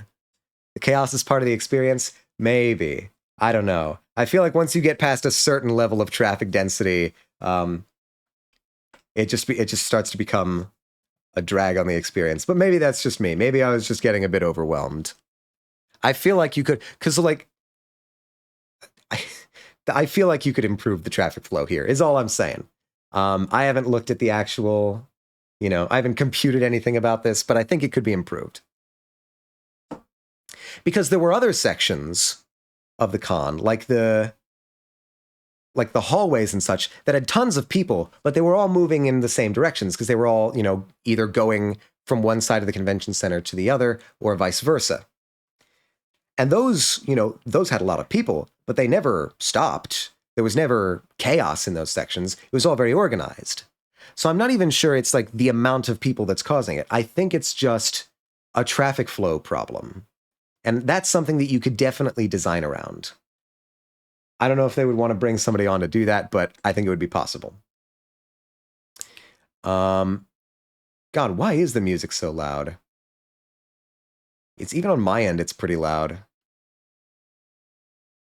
Can I just bring you down? I can bring you down from my end, yeah. I should be altering this on my end, actually, because that's more...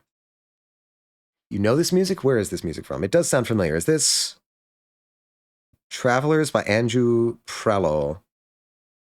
Could this have been Outer Wilds? This might have been an Outer Wilds track. It's from a game, the Groundhog Day game. Yeah. Outer Wilds.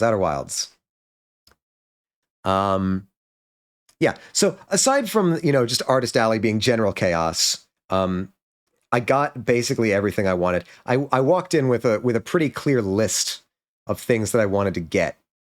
at Artist Alley. I wanted to get a couple prints for myself. I wanted to get some stuff for people back home, like people on the East Coast who couldn't make it. I like my sister and my brother-in-law specifically requested things. Apparently, when I gave him a thing, my brother-in-law specifically mentioned that he had gotten a tweet right before I had contacted him asking him what he wanted. The tweet was from Atlas, which makes the Persona games, and they said they were going to have this merch at AX. And Atlas, as a company, is terrible at making merch and selling it on its own, apparently. And so you can only get Atlas merch at conventions. And so he was like, specifically, can you go to the Atlas booth and get me a Persona 3 desk mat? And I said, yes, that is a very specific request. I can do that for you. And I did. I got it. It was very nice. The merch that Atlas was selling at the convention was very high quality, as far as I could tell. Yeah, so it was just a lot of stuff at the convention, a lot of really cool stuff. I was lucky. I didn't get sick from the convention because, again, my dumbass got sick prior to the convention, like on the way over, on the bus. So, and it didn't even smell bad. I had heard horror stories about anime conventions smelling terrible, but the ventilation was good. Everybody, was, I think, bathed and deodorized, and it didn't smell bad at the anime convention. I was shocked. So that was a pleasant surprise. The first day was mostly us just going around. Everybody showered the day before, I guess. But even on the subsequent day, I didn't notice anything. So maybe people are just getting better. Maybe the world is healing. But aside from that, yeah, most of the first day was just walking around, looking at stuff, getting stuff at Artist Alley. I should have taken photos of the stuff that I got. I did not get much, but I got just 2 prints, really. I got a Star Wars print and a Freerun print because Freerun was basically my anime of this past year, and so I wanted to get a print of something Freerun related. And then, the stuff for people back home. Now, one thing that I will say, there were my only 2 complaints about the convention were as follows. Number 1, there was just nowhere near enough chairs for everybody. I don't know if that's like a thing with the convention center. Like they got the chairs that they had from the convention center, and so they were just sort of at the whims of however many chairs the convention center had. But, like every hallway, every place that there was free space on the floor, people were sitting down on the floor. And I'm just thinking, this is a logistical problem. This is just, you don't have enough chairs. You need to get more chairs next time. Freerun, my goat. Freerun was such a good anime. I'm so excited to see more of it. A breath of fresh air.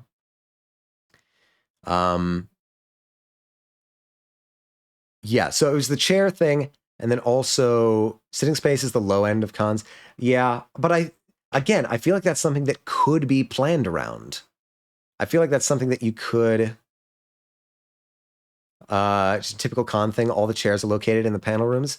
But you can get more... How hard are chairs to get? Like, you've been doing this for many years now. You should have a read on the chairs that you might need. I don't know. Again, this feels like a logistical thing for me. Unless it's growing by that magnitude every year, that like you're constantly underestimating the amount of chairs that you need. I have to assume that it's just like you get the number of chairs you get from the convention center, and you can't bring in any extra. Because if you're allowed to bring in to like source your own chairs, at that point I've got to come at the convention organizers for not getting more chairs. That's also a typical con thing. All the chairs located in panel rooms. Yeah. Chairs take up space. Space is premium. But this is the thing. Like, there was space. Space was being taken up by people sitting on the floor, like next to walls and stuff. So, like, it's not like they didn't have the space for the chairs, because they had the space for the people sitting on the floor. Cosplayers also don't want to go to the chair places. They'll just collapse in hallways and corners. Really? Why specifically avoid the chair places? Having chairs in the hallways would cause fire hazards obstructions. Yeah, okay. I wonder if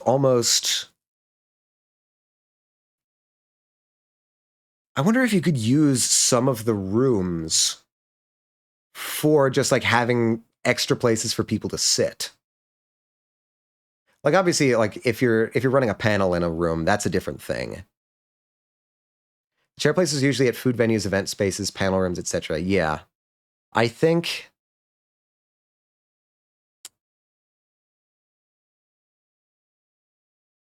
I've been to cons that have quiet nap rooms and I enjoy those places. Yeah. I think that's if it's a fire regulation thing, I can understand not having them in the hallways. I get that. But I think if that's a problem, you should probably try and set up something like that. These quiet restrooms. Not like bathrooms, restrooms, but like actual rooms where you go to rest. Because that was a big problem that I had, was like I was frequently running out of energy and had no place to sit. So I think I would have liked to see something more like that. Again, maybe that just comes from the fact that like the events were so packed or whatever, but yeah, I guess that was my one complaint. Echo Draw. Hello, Echo. How are you doing? We're regaling with tales of Anime Expo. I'm at work. Oh, I hope it goes quick and smooth for you.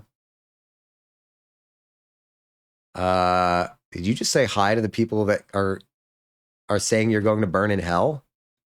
I don't recall them saying I'm going to burn in hell. Holy shit, Rennie's awake? Rennie is awake. The tales of the exposition were too tempting, I guess. No, it's good to see you, Rennie. I don't know what stage in your sleep cycle you're at right now. Like outside the expo, they hold signs. Oh my god, I didn't even see them. They're at the anime thing? No, I didn't see them at all. Wow. I agree with you though, more seating areas would be great at all cons, but AX is like the largest, yeah. Again, that might just be, again, the fact that, like, with a convention that size, you're going to run into logistical hurdles anyway. But I think, like, if there is room for further improvements, for further optimization, that's somewhere I would focus. If, you know, for all the Anime Expo organizers watching this stream, I think that would be my first suggestion is try and get some more resting spaces, some more lounges, or something like that. I did literally see this on Twitter yesterday and made a point to come hear your tales. Oh, thank you so much. That means a lot, Rennie. Yeah, it's Atomica loves the bus, the Bud too. I'm not a fan of the Bud, but I'm not a fan of the bus either now, because the bus was rough. I would not recommend doing a cross-country Greyhound. If you're doing like between cities that are relatively close to each other, I would I would say that's more approachable, but not cross-country. Now we can watch Freerun and make him drive us in lethal. Yes, I am back at full strength, full capacity. I am here for the events. And hello, Nabu. How are you doing, Nabu? What about a fan of the butt? I have been known to be a fan of the butt from time to time. It depends on the circumstances. Freerun? Yes, I do love Freerun. I got a print of Freerun, so clearly I like it. And I'm very excited to watch it again. Depends on the butt. Yeah, it depends on the butt. It depends on a number of contextual features.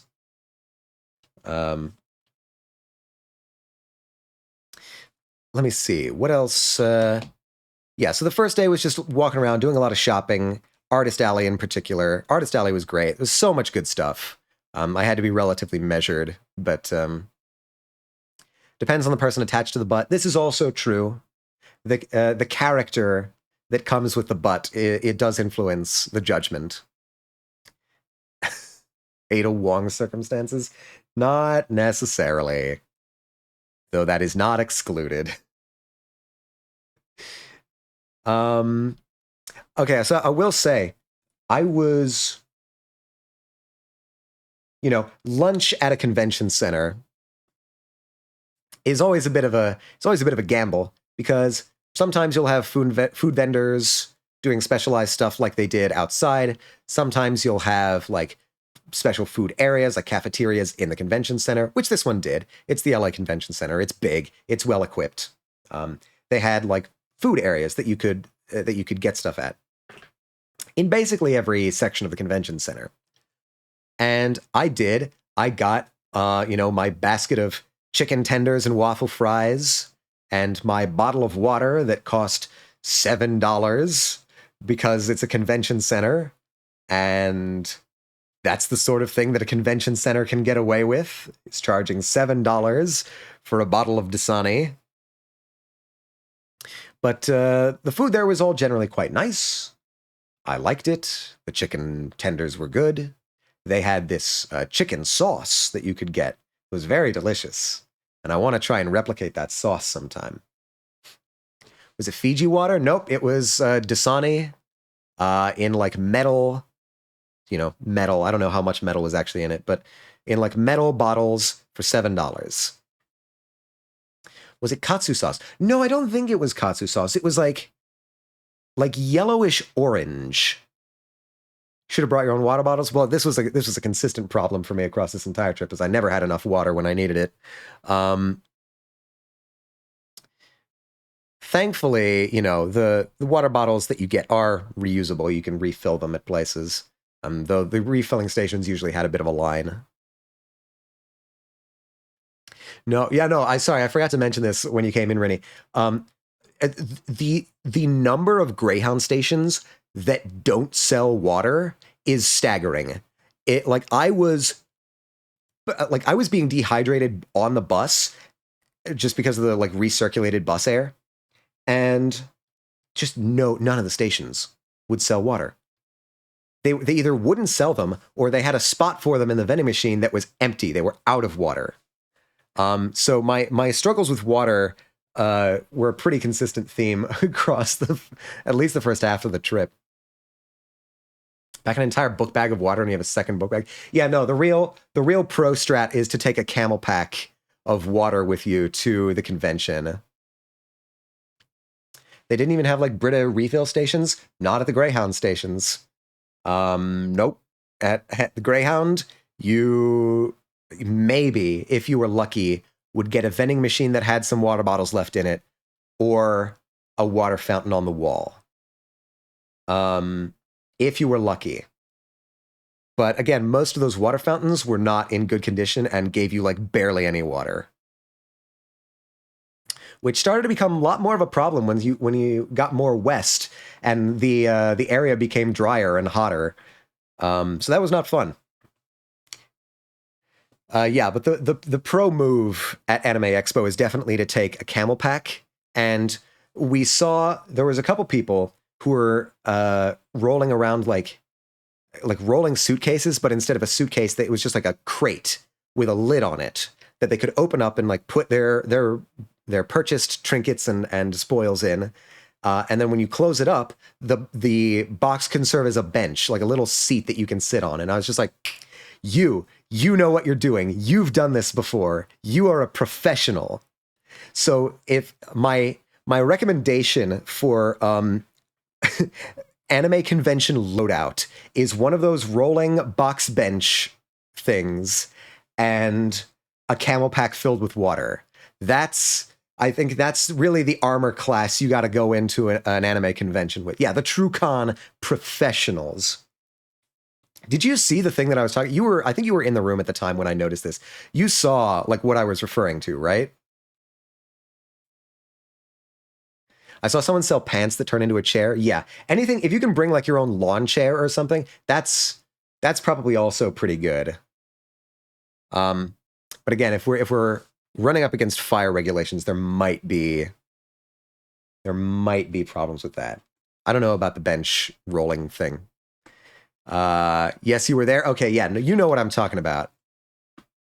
So you're sitting there pantsless. I assume what they mean is that like you're wearing a chair basically. That whenever you sit down turns into a chair. Yeah, no, here we go. Wearable chair. Yeah. You can get fold-out chairs that are really compact. Yeah, just like a general lawn chair would probably do you fine. Those fold-up like fishing chairs that you can get. You probably like find one of those at like a Dick's Sporting Goods or a Bass Pro Shop or something. Yeah, this is the thing. It will be odd looking because you're wearing a chair, but it would work. I hate carrying things when I'm at cons though. Yeah. That's why I recommend the like rolling suitcase strat that you pull behind you. I think that's the way to go if you want to avoid like carrying things. That solves two birds with one stone because you don't have to carry your chair because your chair is your storage thing, and also you don't have to carry any of the things that you bought because you're storing it in your chair. It's a real nice fusion, which is why I say that the person who I saw carrying it is the real professional. Like that person has been to a convention before and knows what they're doing. So are you actually sitting down? I think so. Let me bring this up. Hold on. Yeah, you're actually sitting down. That is weird looking though. That is a weird looking thing. You could probably work that into a cosplay if you really wanted to. You could probably do that. Yeah. Bonus points if you make it into a cosplay prop. Exactly. See, you're thinking exactly what I'm thinking, Rinny. I think you could probably make that into like, at the very least, some sort of like mecha thing, right? Or you could at least have plausible deniability that it's from a mecha show.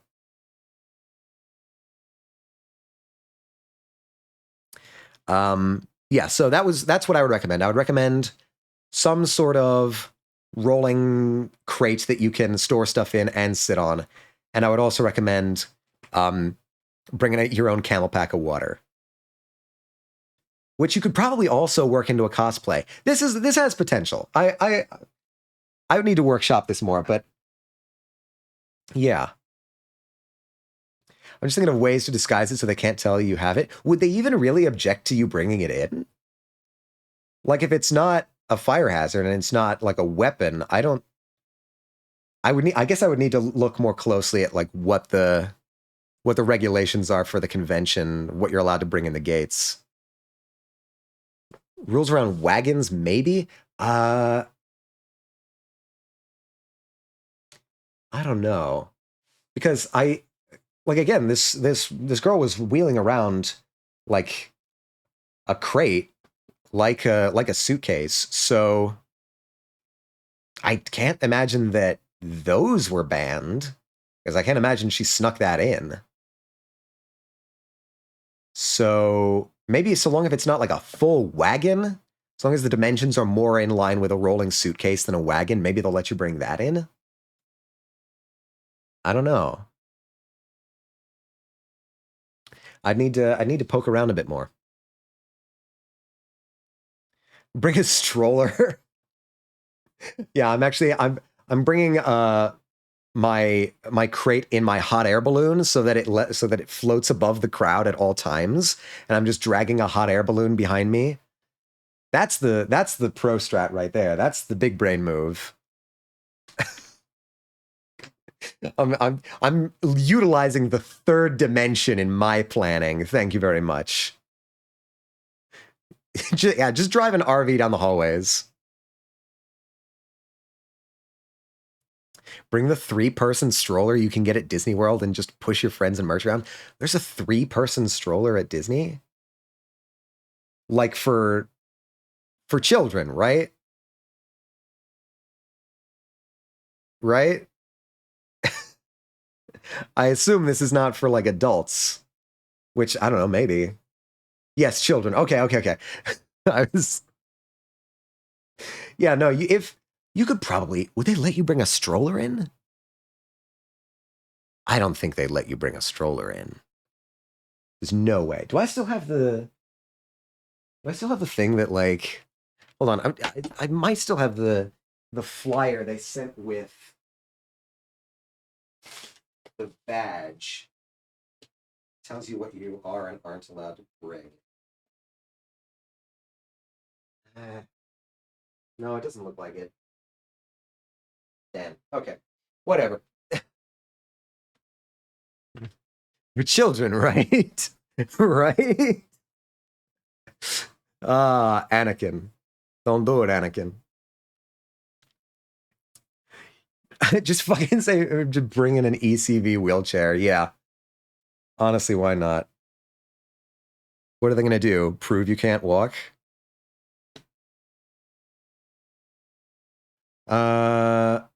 Yeah, so that's the rundown for the first day of the convention that we went to. We did get to meet a lot of people there. Finally met up with Creature of Mars there, Creature, on Twitch. Finally met up with Mugtuber was there.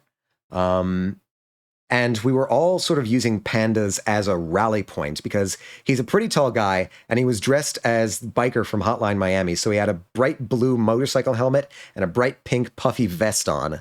So, and then he also had like the top third of a cardboard cutout of himself.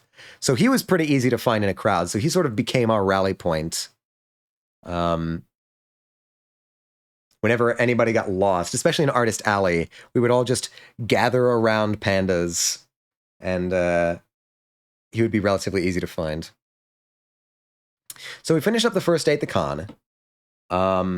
Satisfied. I had gotten most of what I wanted to. One or two things I still wanted to pick up on the following day. But that was, we said, okay, we're good. Let's go back to the car, go back home, and then get ready for, we took a bit of a break before the evening's activity, which was planned to be karaoke at Round 1, which is an arcade, a chain of arcades. Round 1 was cool. They wouldn't accept my original card, so I had to get a new one, but a new card is like $2, whatever. So we spent some time at Round 1. They kept pushing our karaoke session back due to like clerical errors or something like that. I don't know what it was. But we eventually got in. We sang some karaoke. It was nice. Unfortunately, my thing is that when I get sick, I experience symptoms like one at a time. Did I play DDR? I did not play DDR. I ran out of credits before I could. Hello, C. Hello, C. How are you doing? How are things? Now that you are back home, I am back home. It feels nice. I assume it feels nice for you as well.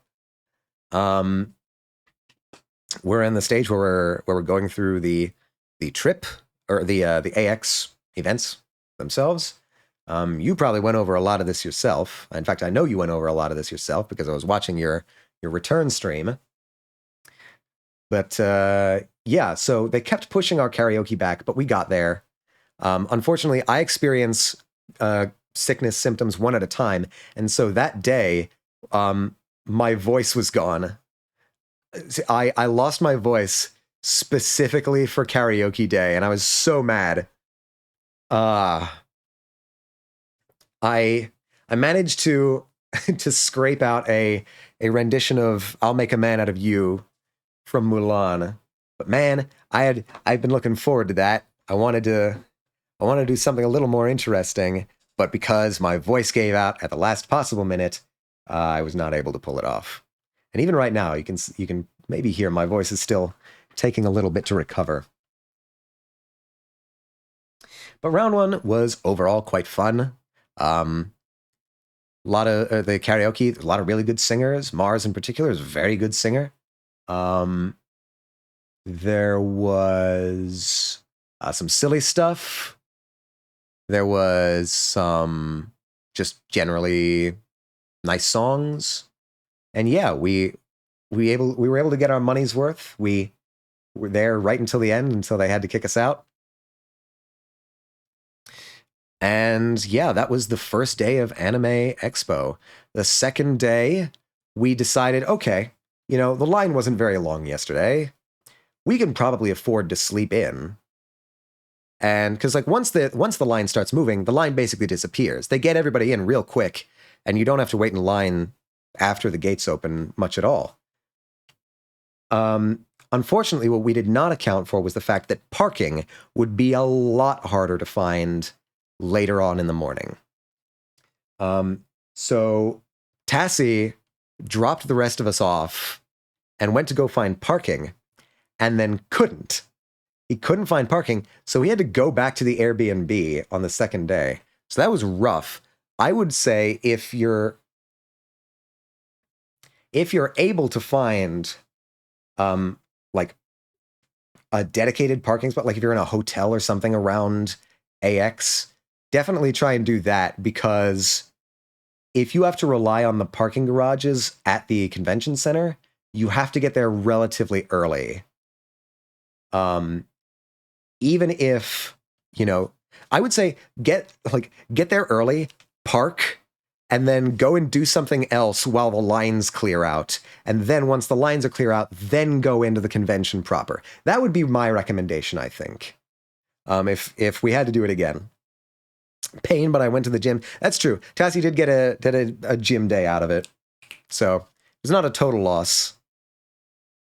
Bring a PS1 and a mini TV and play DDR in line. It's a lot of DDR, I'm thinking. Yeah. We're going heavy on DDR today. Let's see. Yeah, so the second day, more crowded because it was a weekend finally. Everybody was off work. I picked up the last few things that I could. The other major complaint that I had, the first one was like the lack of places to sit down. But the second major complaint that I had, and I don't know if this is just like a fluke of the year that I went and the vendors that were there, but I came in wanting to get like an art book of some kind, either like an official one for a game or just one for an artist. And I couldn't find anything. Like there were a couple ones around an artist alley, but I realized like there was nobody selling books of any kind at the convention, or really not many. There were a couple places that were selling like very particular mangas, but I realized there wasn't a place to get, like there wasn't a dedicated place to get mangas at the anime convention, which was weird to me. Because I've been to anime conventions before, smaller ones, and the smaller ones had like reams and reams, library stacks of manga that you could buy, or anime that you could buy. And there was just nothing at AX. I was flabbergasted. Eventually, like the second day, I came to the conclusion that, Viz Media, which is a manga publisher, had a booth in one of the halls. So I thought, okay, that's probably my best bet. I go there and I look at that, and they're selling 4 particular mangas, only one of which I was interested in, and all of which were sold out. So yeah, it was just a little bit of a weird oversight. I don't know if it's just a fluke of what vendors were there that year, but when I was there, I couldn't get manga at one of the biggest anime conventions, which was a bit of a bummer. I managed to get like a free sampler manga with like a bunch of first issues of a bunch of different things. So I got something on that front at least, but that's just weird. So the second day is the day that I think we probably overbooked ourselves a little bit. We had to leave the anime convention relatively early so that we could go to the beach. We had planned to go to Santa Monica Beach and just chill on the beach for a little bit. And we did. We had to secure transport away from the convention center, and we went down to Santa Monica. But your ramen, I couldn't find ramen at the anime convention either. I was looking around. I saw people carrying around bowls of ramen, but I never was able to find out where they got them. So for lunch, I just had another basket of chicken tenders. I couldn't find the convention ramen. That was another thing I'll have to look better for next time. But yeah, so everybody gets in their cars, separate cars. We all drive over to Santa Monica. A bunch of people brought supplies. I don't know if you've ever been to the Santa Monica beach. Atomic and his chicken tenders. It's a match made in heaven. What can I say? I do love my tendies. I don't know if you've ever been to the Santa Monica beach, which actually I'll see if I can bring up a see if I can bring up a picture of it here. I forgot I still have the internet open. Let's go to Santa Monica Beach. Santa Monica Beach is so wide. What did I have you over? Had you here? Yeah, okay. So like when you usually see pictures, you see like, oh, okay, pictures of the pier and the beach here. You see like this end of it. What they don't show you is that like this is the actual span that you need to walk across to get to. This is an insanely huge beach. This was like a 5-minute walk from one end to the other. Like, look at this. There's a scale of buildings. You can use the buildings as reference for how wide this beach is. It's huge. And we had to like lug all of our stuff. Poor Tassie was dragging a fucking wagon full of supplies across this span of sand. And it's all dry sand. Like you can't get good foot purchase on this because it's a beach. It's sand. I felt sorry for the poor guy. It took a solid 7 minutes for us to just get our spot because of the sand. Yeah, exactly.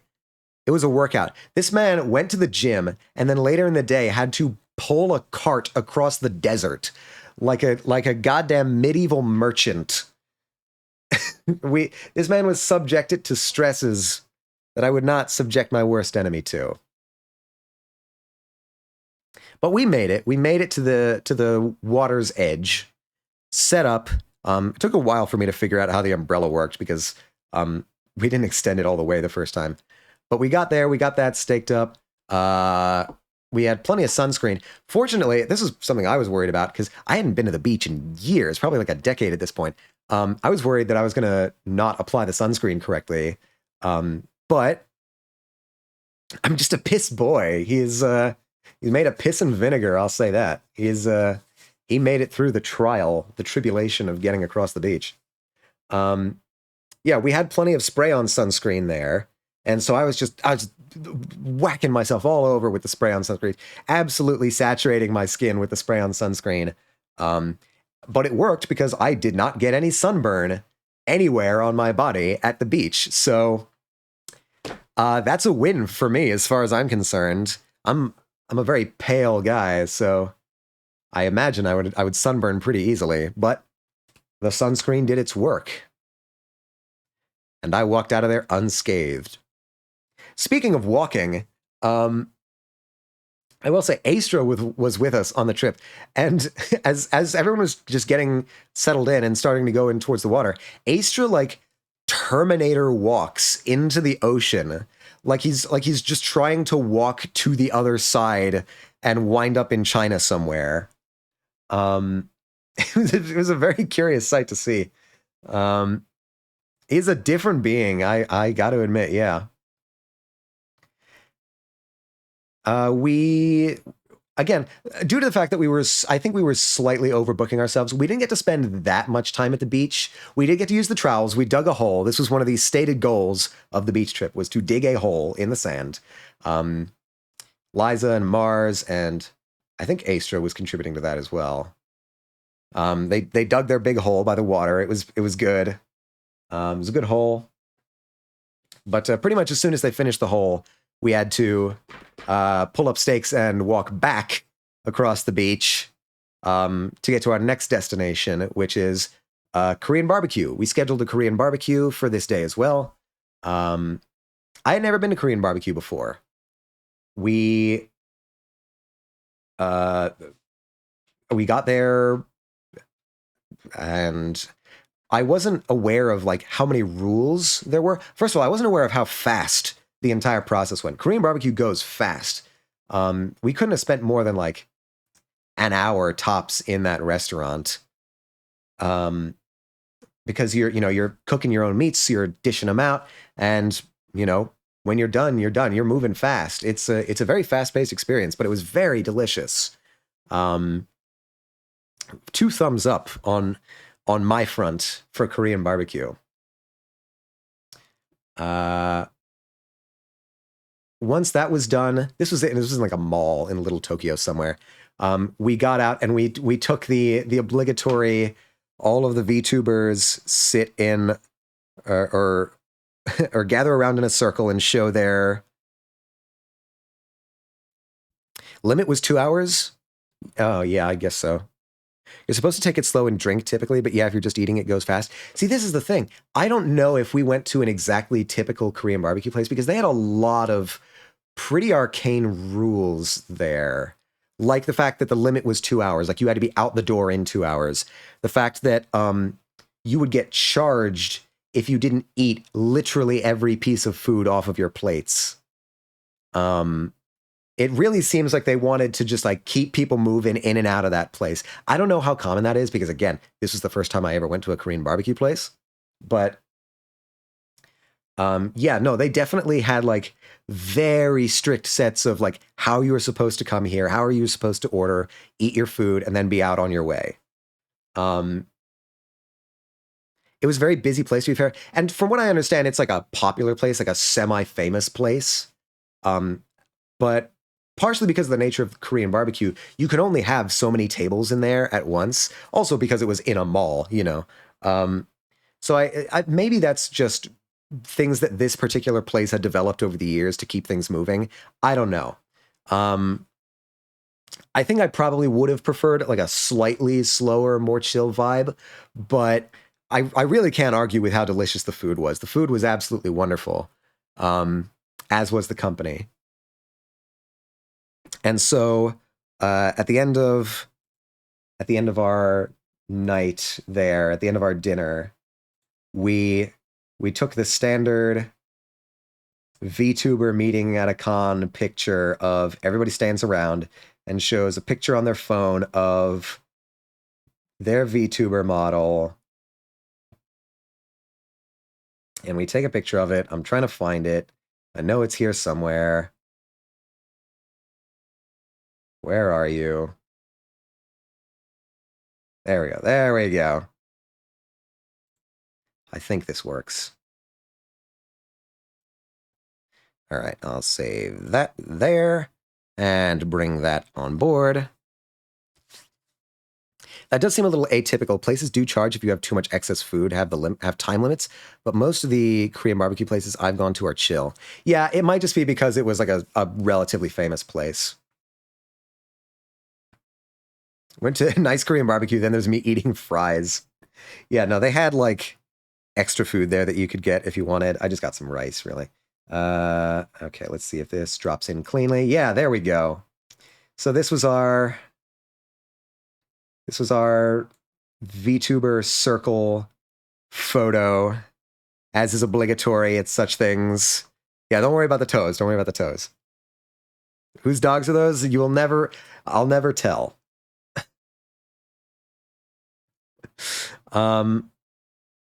So yeah, this Pandas and Liza were not able to be in this because, fun fact, right before we were about to take the picture, my phone died. And so Liza very, very graciously pulled me up on her phone and stood in there. And I think Pandas was the one taking the actual picture. So Liza and Pandas were not in this picture. They were in some of the other pictures that we took. But, you know, there's me. Hi. There's me.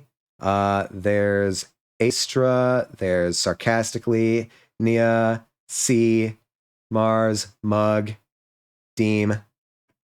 And then Miku and Soul up here. This was our circle.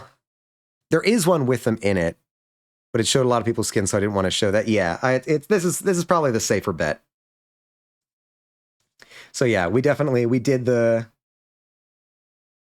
I can remove you, right? Yeah, remove. Yeah, cool, perfect. Yeah, so we did the standard VTuber thing, and then the final day of the convention, we didn't go to the convention because nobody goes on the last day either. We stayed around, we lounged around the Airbnb, took a break, chilled out. I finally made Miracle Whip chicken, called some people over. The people who wanted to taste it, tasted it. The feelings were mixed. Some people liked it. Some people thought it was just okay. And some people actively hated it. There were many suggestions about ways that it could be improved. But in particular, Panda's nice circle guys, some random guy walking. Yeah, no, some dude passed us as we were taking the VTuber circle picture on just on the ground. And it was very abundantly clear that they knew exactly what we were doing. And it was a little embarrassing, but whatever, we got it. MugTuber, hello. Hello, Mug. How are you doing today? Good to see you. Let's get a shout out for MugTuber. Fantastic MugTuber, here we are. Mig. Hello, Mig. And thank you for the follow, Mug. Thank you. No, don't worry about it. Yeah, no, the unfortunately, only a few people were able to make it during the day for the Miracle Whip Chicken. I believe Panda's exact quote on the Miracle Whip Chicken was, "I hate that this isn't bad." He wasn't like a super fan of it, but he said it was just okay. So in some sense, the saga is complete, though there are a couple people who didn't get to try it because we took some samples to our only scheduled destination that day, which was the 626 Night Market, which was this big bazaar of food and sometimes craft vendors. Just a lot of food in this parking lot somewhere in Los Angeles. Absolutely great. I finally got some ramen, though it was a bit of an odd species of ramen. It was like matcha brothless ramen. Couldn't tell you exactly what the rationale was there, but it was pretty good. Unfortunately, I had eaten a lot by that point, and so I didn't get to finish the whole thing. But the 626 Night Market was great. I think most people were able to make it to that one as well. There's a couple people, like Mikio, I know, had to leave the night before because his bus was scheduled to leave that night. But yeah, we all got some pretty good food. Lot of lemonade at the night market. Yeah, we had brought a couple samples of the Miracle Whip Chicken for other people to try, like Mars and Mug, who didn't get to try it at the Airbnb. But unfortunately, schedules and ride accommodations didn't work out for us to deliver those. So that'll have to be a future time thing, something that we attempt later. Someday, Mug, I'll get you some Miracle Whip Chicken. I promise you that. 10 out of 10 would be waterboarded with lemonade again. Yeah, this was one of the features that they had. I don't know if this was like a bunch of places were selling this, but there was a place at least that was selling lemonade in these like pump action fire hydrant bottles where with like a hose that it attached to it and everything. So you could like, I guess you could kind of do like a lemonade keg stand if you really wanted to. But you did have to be careful because if you applied too much pressure, it would just waterboard you straight up with lemonade. And this is what happened when C tried to sample some of Deem's lemonade. In stark contrast to Tassie trying it out, who was much less intense with the pressure. But yeah, the night market was in general. Oh, there's the ad. Brace yourselves, everybody. God, it's so inconsistent on warning me about these things. When was this report come in? It was a while ago. I don't understand. I don't understand Twitch's ad system. Whatever. We'll wait a couple seconds for people to get back. 3, 2, 1. Ding, ding, ding, ding. And we're back. Welcome back, everybody, to our regularly scheduled broadcast. Yeah, so, sorry for the ads there. What was I talking about? The night market. Yes. It was cool. There was a lot of good food around there. I checked, there was some, like, craft and art vendors there as well, but I had already spent a lot of money on the artist alley at the convention anyway, so I wasn't going to be doing that. It was, yeah, it was a really nice spot.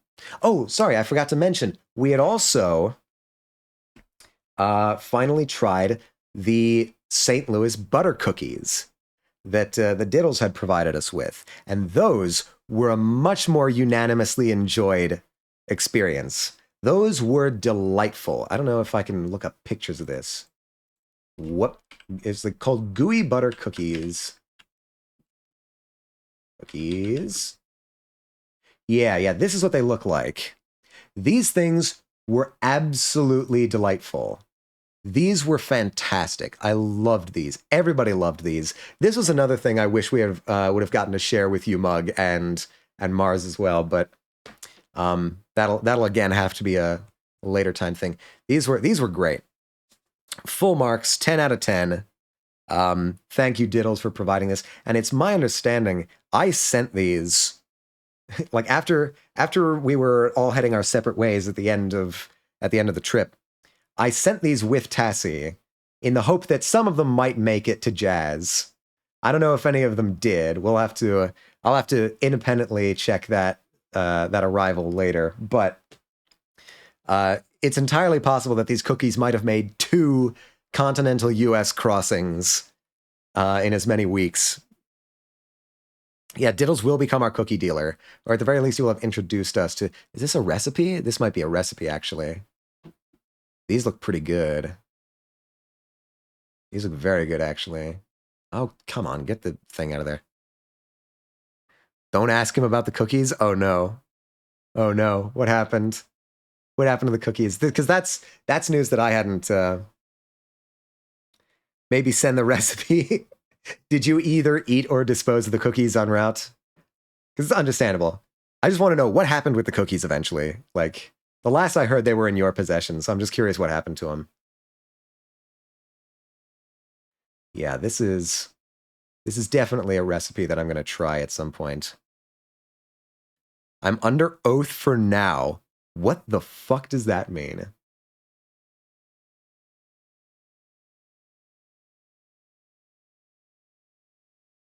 Is this Theta's love theme? Is it? Let me check.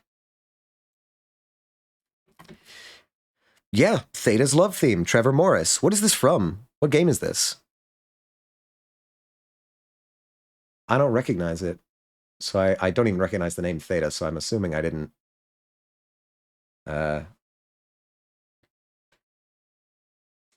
I'm assuming that I didn't play that game. Dragon Age Inquisition? Oh yeah, no, I never played any of the Dragon Age games. I was always more of a Mass Effect guy. You know, go figure. I'm the sci-fi guy. This is a song that plays during all the romance spicy themes. Ooh, very nice. Okay. My mother might have taken them from my bag without me knowing.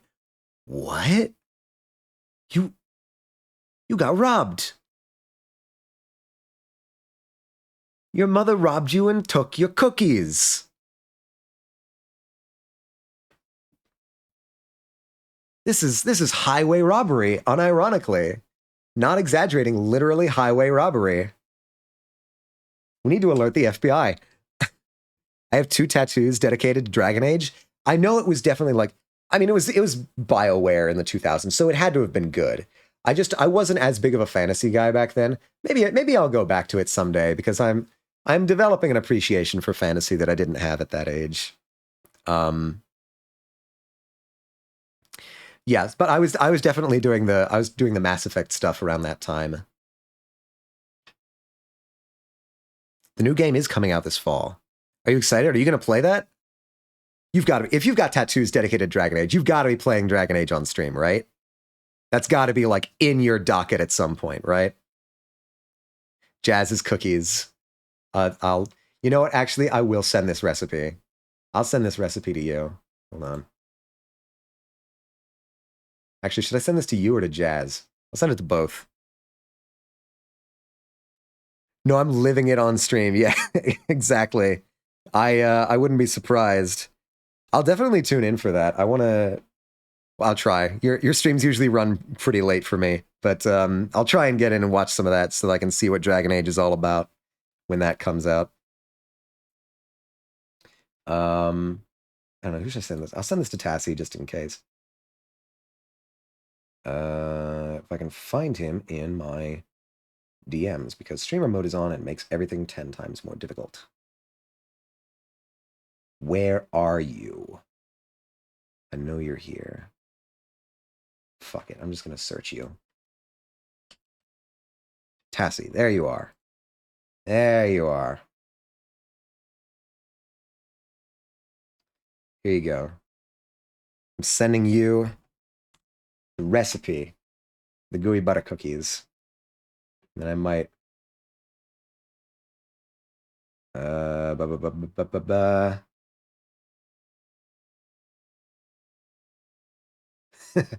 he just texts back, hell yeah. We can bake it this week. Yeah, perfect. Perfect. Send it to you, and then I guess I'll also drop it in Jazz's.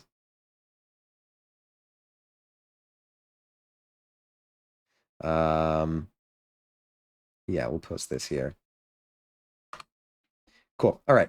Now that that's done, yeah. So that was that brings us basically to the end of my time at AX proper. That was the last time that the group at large was going to be seeing each other. So we, said our goodbyes, gave our hugs. It was a bittersweet moment because it was so fun seeing everybody.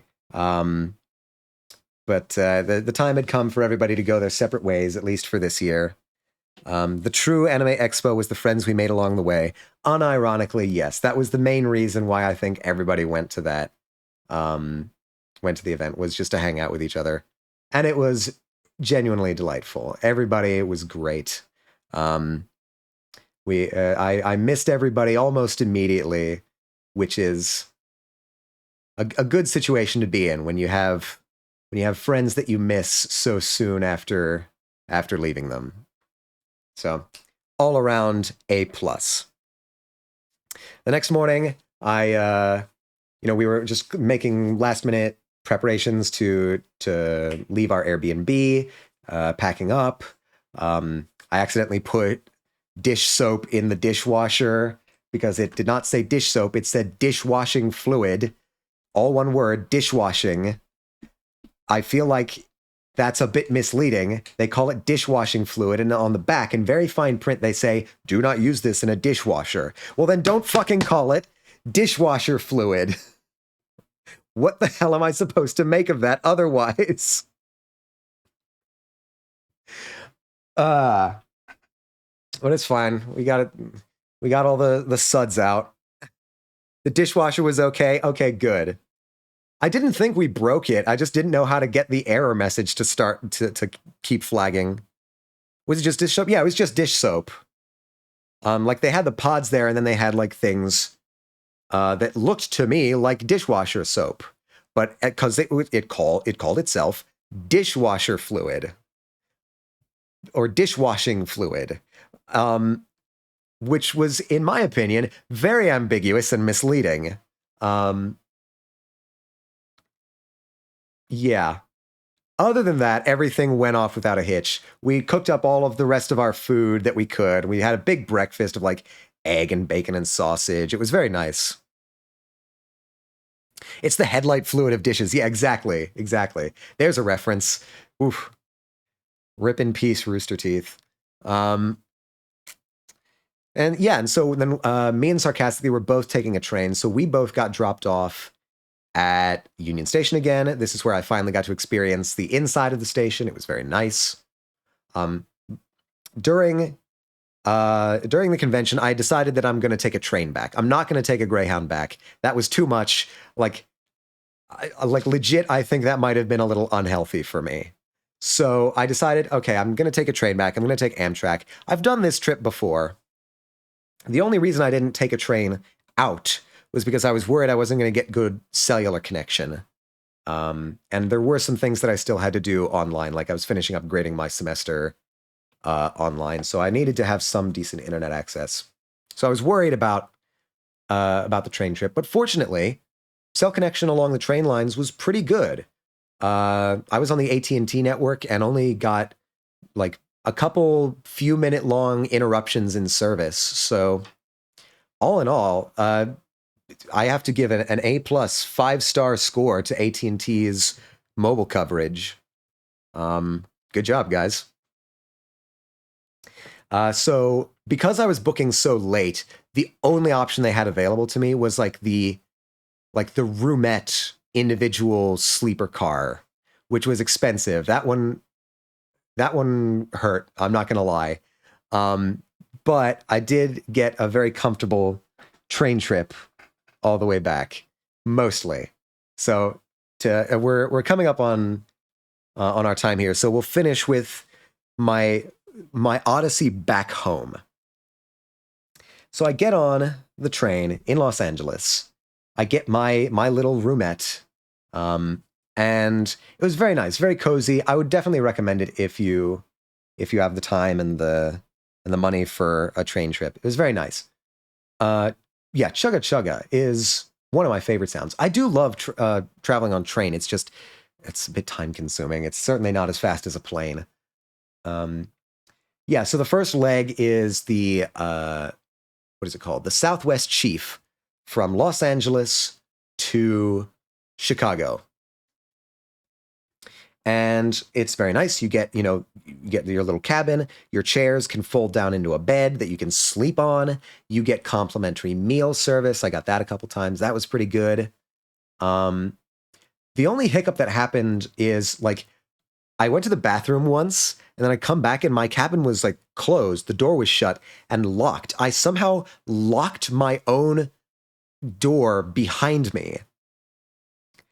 And I was like, rattling this thing, trying to pull on it, get it open. I was like, okay. I go and I contact what looks to me like a conductor or one of the staff on the train. And I say, hey, I locked myself out of my room. What do I do? And he says, okay, just bring me to your room. And I do. And he tries his best to do the same thing that I did. And then he starts, like, shoulder slamming my door, trying to, like, knock it off of the track so that it will open. And then he stops and he goes down to the other end of the train and he pulls out a fucking crowbar out of one of the cabinets and, like, walks over and just like fucking starts trying to, like, jam open my door, like almost trying to break. Like, yeah, he pulled a Gordon Freeman on me. It's like, tried to break it off of its hinge. When that wasn't working, he pulls out a fucking like, knife, like not a Bowie knife, but like a flip knife that was decently sized out of his pocket,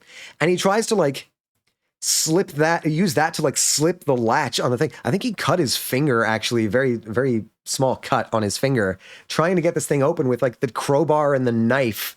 Eventually, he gets this thing off its hinge, but the thing is busted. He's, like, cutting through the gasket, like the rubber gasket around the door. Eventually, he gets me in, but the door is just, like, shot at this point. So he says, all right, the thing, the roomette across from you is open. Just move all your stuff over there so that you have a working door, because this thing is broken. And he just, like, broke open the cabin for me and then moved my stuff over to the one across the aisle. So that was a bit odd. I have no idea how I managed to lock myself out of my room. Yes, so much shit happened. It was wild. I have no idea how it managed to latch behind me. Apparently, it happens all the time. I talked to the main attendant of the car, and he says, "Yeah, no, it happens all the time." And I'm just thinking there, like, how does it happen? How does this latch? Like, it's not an easy latch to activate. Like, I can't imagine how I did it accidentally, but I did somehow.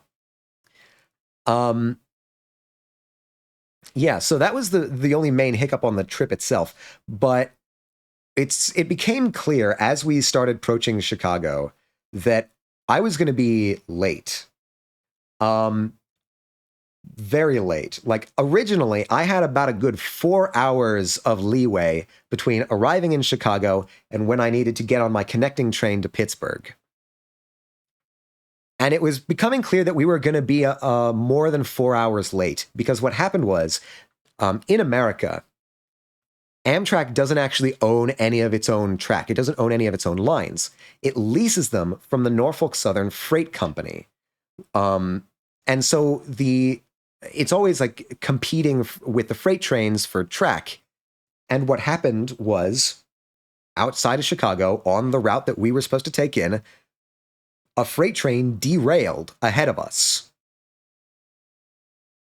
And so we were just kind of stuck there for a few hours while we were waiting for somebody at control to figure out an alternative, like, detour route for us to get into Chicago. And by the time it did, my connecting train had already left. And so, actually, funny thing, even if I had managed to get on that train broke down like 20 minutes outside of Chicago after it left. So I would have been stuck on that train even if I had made it. You know, go Amtrak, I guess. So what they did was they said, okay, we're going to put you all up in this hotel for the night. You're all going to catch your exact same trains the next day, 24 hours later. Here's a hotel voucher. Here's some meal vouchers. Sorry for the inconvenience. Yeah, luck stat -10. I absolutely have terrible travel luck. Unfortunately, I had scheduled this particular series of trains very specifically because I had a job interview that I needed to do online over Zoom on Friday. And taking this 24-hour later train, I would be on the train, probably like in coach, when I needed to take this interview. So I couldn't do that. Let alone, like, you know, not being private, I wasn't even sure I would have good cellular connection at the time because it had been good so far, but I didn't know what it was going to be like after that. So what I wound up having to do was having to stay in the hotel in Chicago an extra night, take my job interview over Zoom in the Chicago hotel room, and then get on the train the next day. Wow, it's looking like, oh wow, we're getting some like proper rain here. The power might cut out on us if, yeah, no, it's flickering. So I guess I'll try and wrap up relatively soon. So I stayed an extra night in Chicago, got some deep dish pizza, got like a personal deep dish pizza. That was cute. That was tasty. I liked that a lot. Would recommend. Then I get on my leg from Chicago to Pittsburgh after the job interview. And that one was, I felt that was nice because that was in a full sleeper room, but it was also kind of wasted on me because I only slept for like 3 hours before I got to Pittsburgh. So that was a bit meh. Then I get into Pittsburgh and I think, okay, last leg, last train from Pittsburgh to where I'm finally getting off. I'm not going to specify exactly where that was. But I get into Pittsburgh and the chief of the station in Pittsburgh comes out and announces that, oh yeah, the Pennsylvanian, the train that you guys are taking, it's broken. It's not coming. We're going to bus you guys to your final destinations. And at this point, I'm internally cracking up. Because sure, why not? Add one more thing to the pile. It began with a bus. It will end with a bus. And they gave us our, tickets, quote unquote. It was really just like a sheet of paper. I eventually just what they were planning to do was everybody who was getting off before Harrisburg, they were getting dropped off at their particular stops. Everybody who was getting dropped off Harrisburg and beyond, which was me, we would drop you off at Harrisburg, and then you would catch a train to your final destination. And I'm thinking, I have no idea when that train is going to get there. I don't know if that's going to be delayed. So eventually I just called my family and was like, hey, can you pick me up at Harrisburg and take me the rest of the way? And they did. And that's what happened. Thankfully, final destination, bum, bum, bum. Yeah, it was a hell of an adventure. I come to find out, like after I had gotten picked up by my family and we were on our way back home, the train that I was supposed to have gotten on in Harrisburg that would have taken me to my final destination also got delayed. It got delayed like 2 hours, 3 hours. So if I had gotten on that train or waited for that train, I would have been waiting even further. By the time I got actually like back home proper, that train just left. So yeah, go Amtrak, I guess. And that finally takes us to the end of our journey. That was the entire span of time. That was a 2-week journey from beginning to end, getting to Anime Expo, enjoying Anime Expo, and then coming back. If I had to do it again, I would consider alternative transportation. But that is the encore. That was the saga, the odyssey of Anime Expo and the trip there. I'm pretty sure if I had just driven both ways, it would have taken less time and less discomfort. I'll try the planes. We'll see. I'm afraid of flying, but I know that some planes are smoother flights than others. I'll try and seek those out maybe. Whatever. I have an entire year to think about that.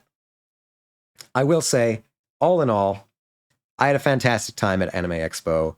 Mostly just meeting all the wonderful people who were there. Spending time with you guys was great. I look forward to doing it again.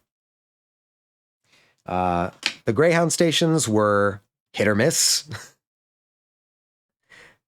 It takes 16-hour road trip into 2-hour ride. Yeah.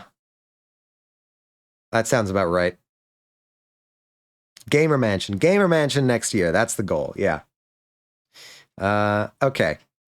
So it's looking like our power is going to be pretty temperamental for the next little bit.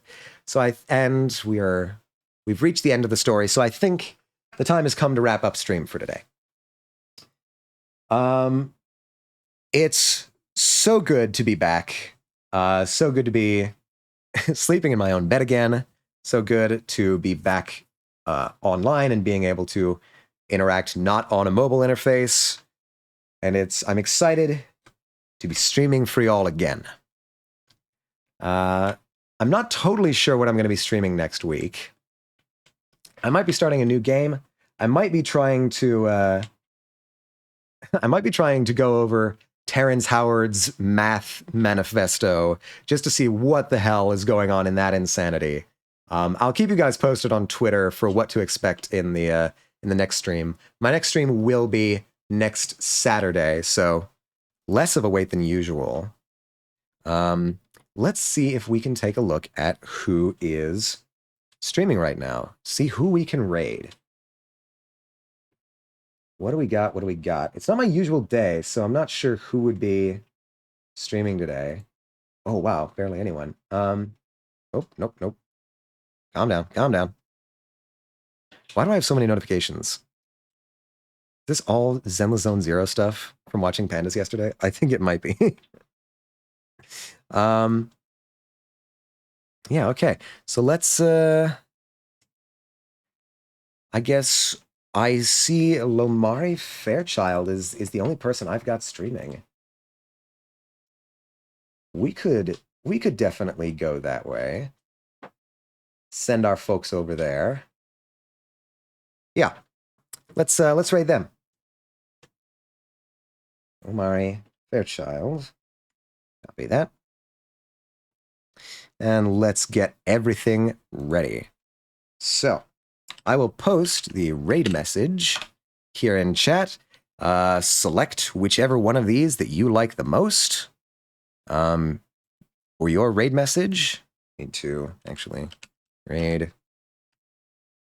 Oh, blast, it won't let me do that. Okay, Lomari Fairchild. Thanks for the stream and story time. Thank you for dropping by. It's always good to see everybody. I'm glad that people were interested enough to hear the story of how everything went down. Lomari Fairchild. I think I'm spelling that right. Lomari Fairchild. Yes. Okay, cool. All right. We're gonna be rating. Oh, hello, Jazz. There you go. Take your shout out right before we leave. We'll get ready. I'm going to be streaming again next time on this coming Saturday. Still up in the air exactly what I'm going to be streaming for this time, but I'll keep you guys posted. If you want to check the Twitter, that will be where I make the announcement there. I hope to see you guys again next time. If I don't, I hope you guys all have a fantastic rest of your day, a fantastic rest of your week. And as always, stay true to yourselves, everyone.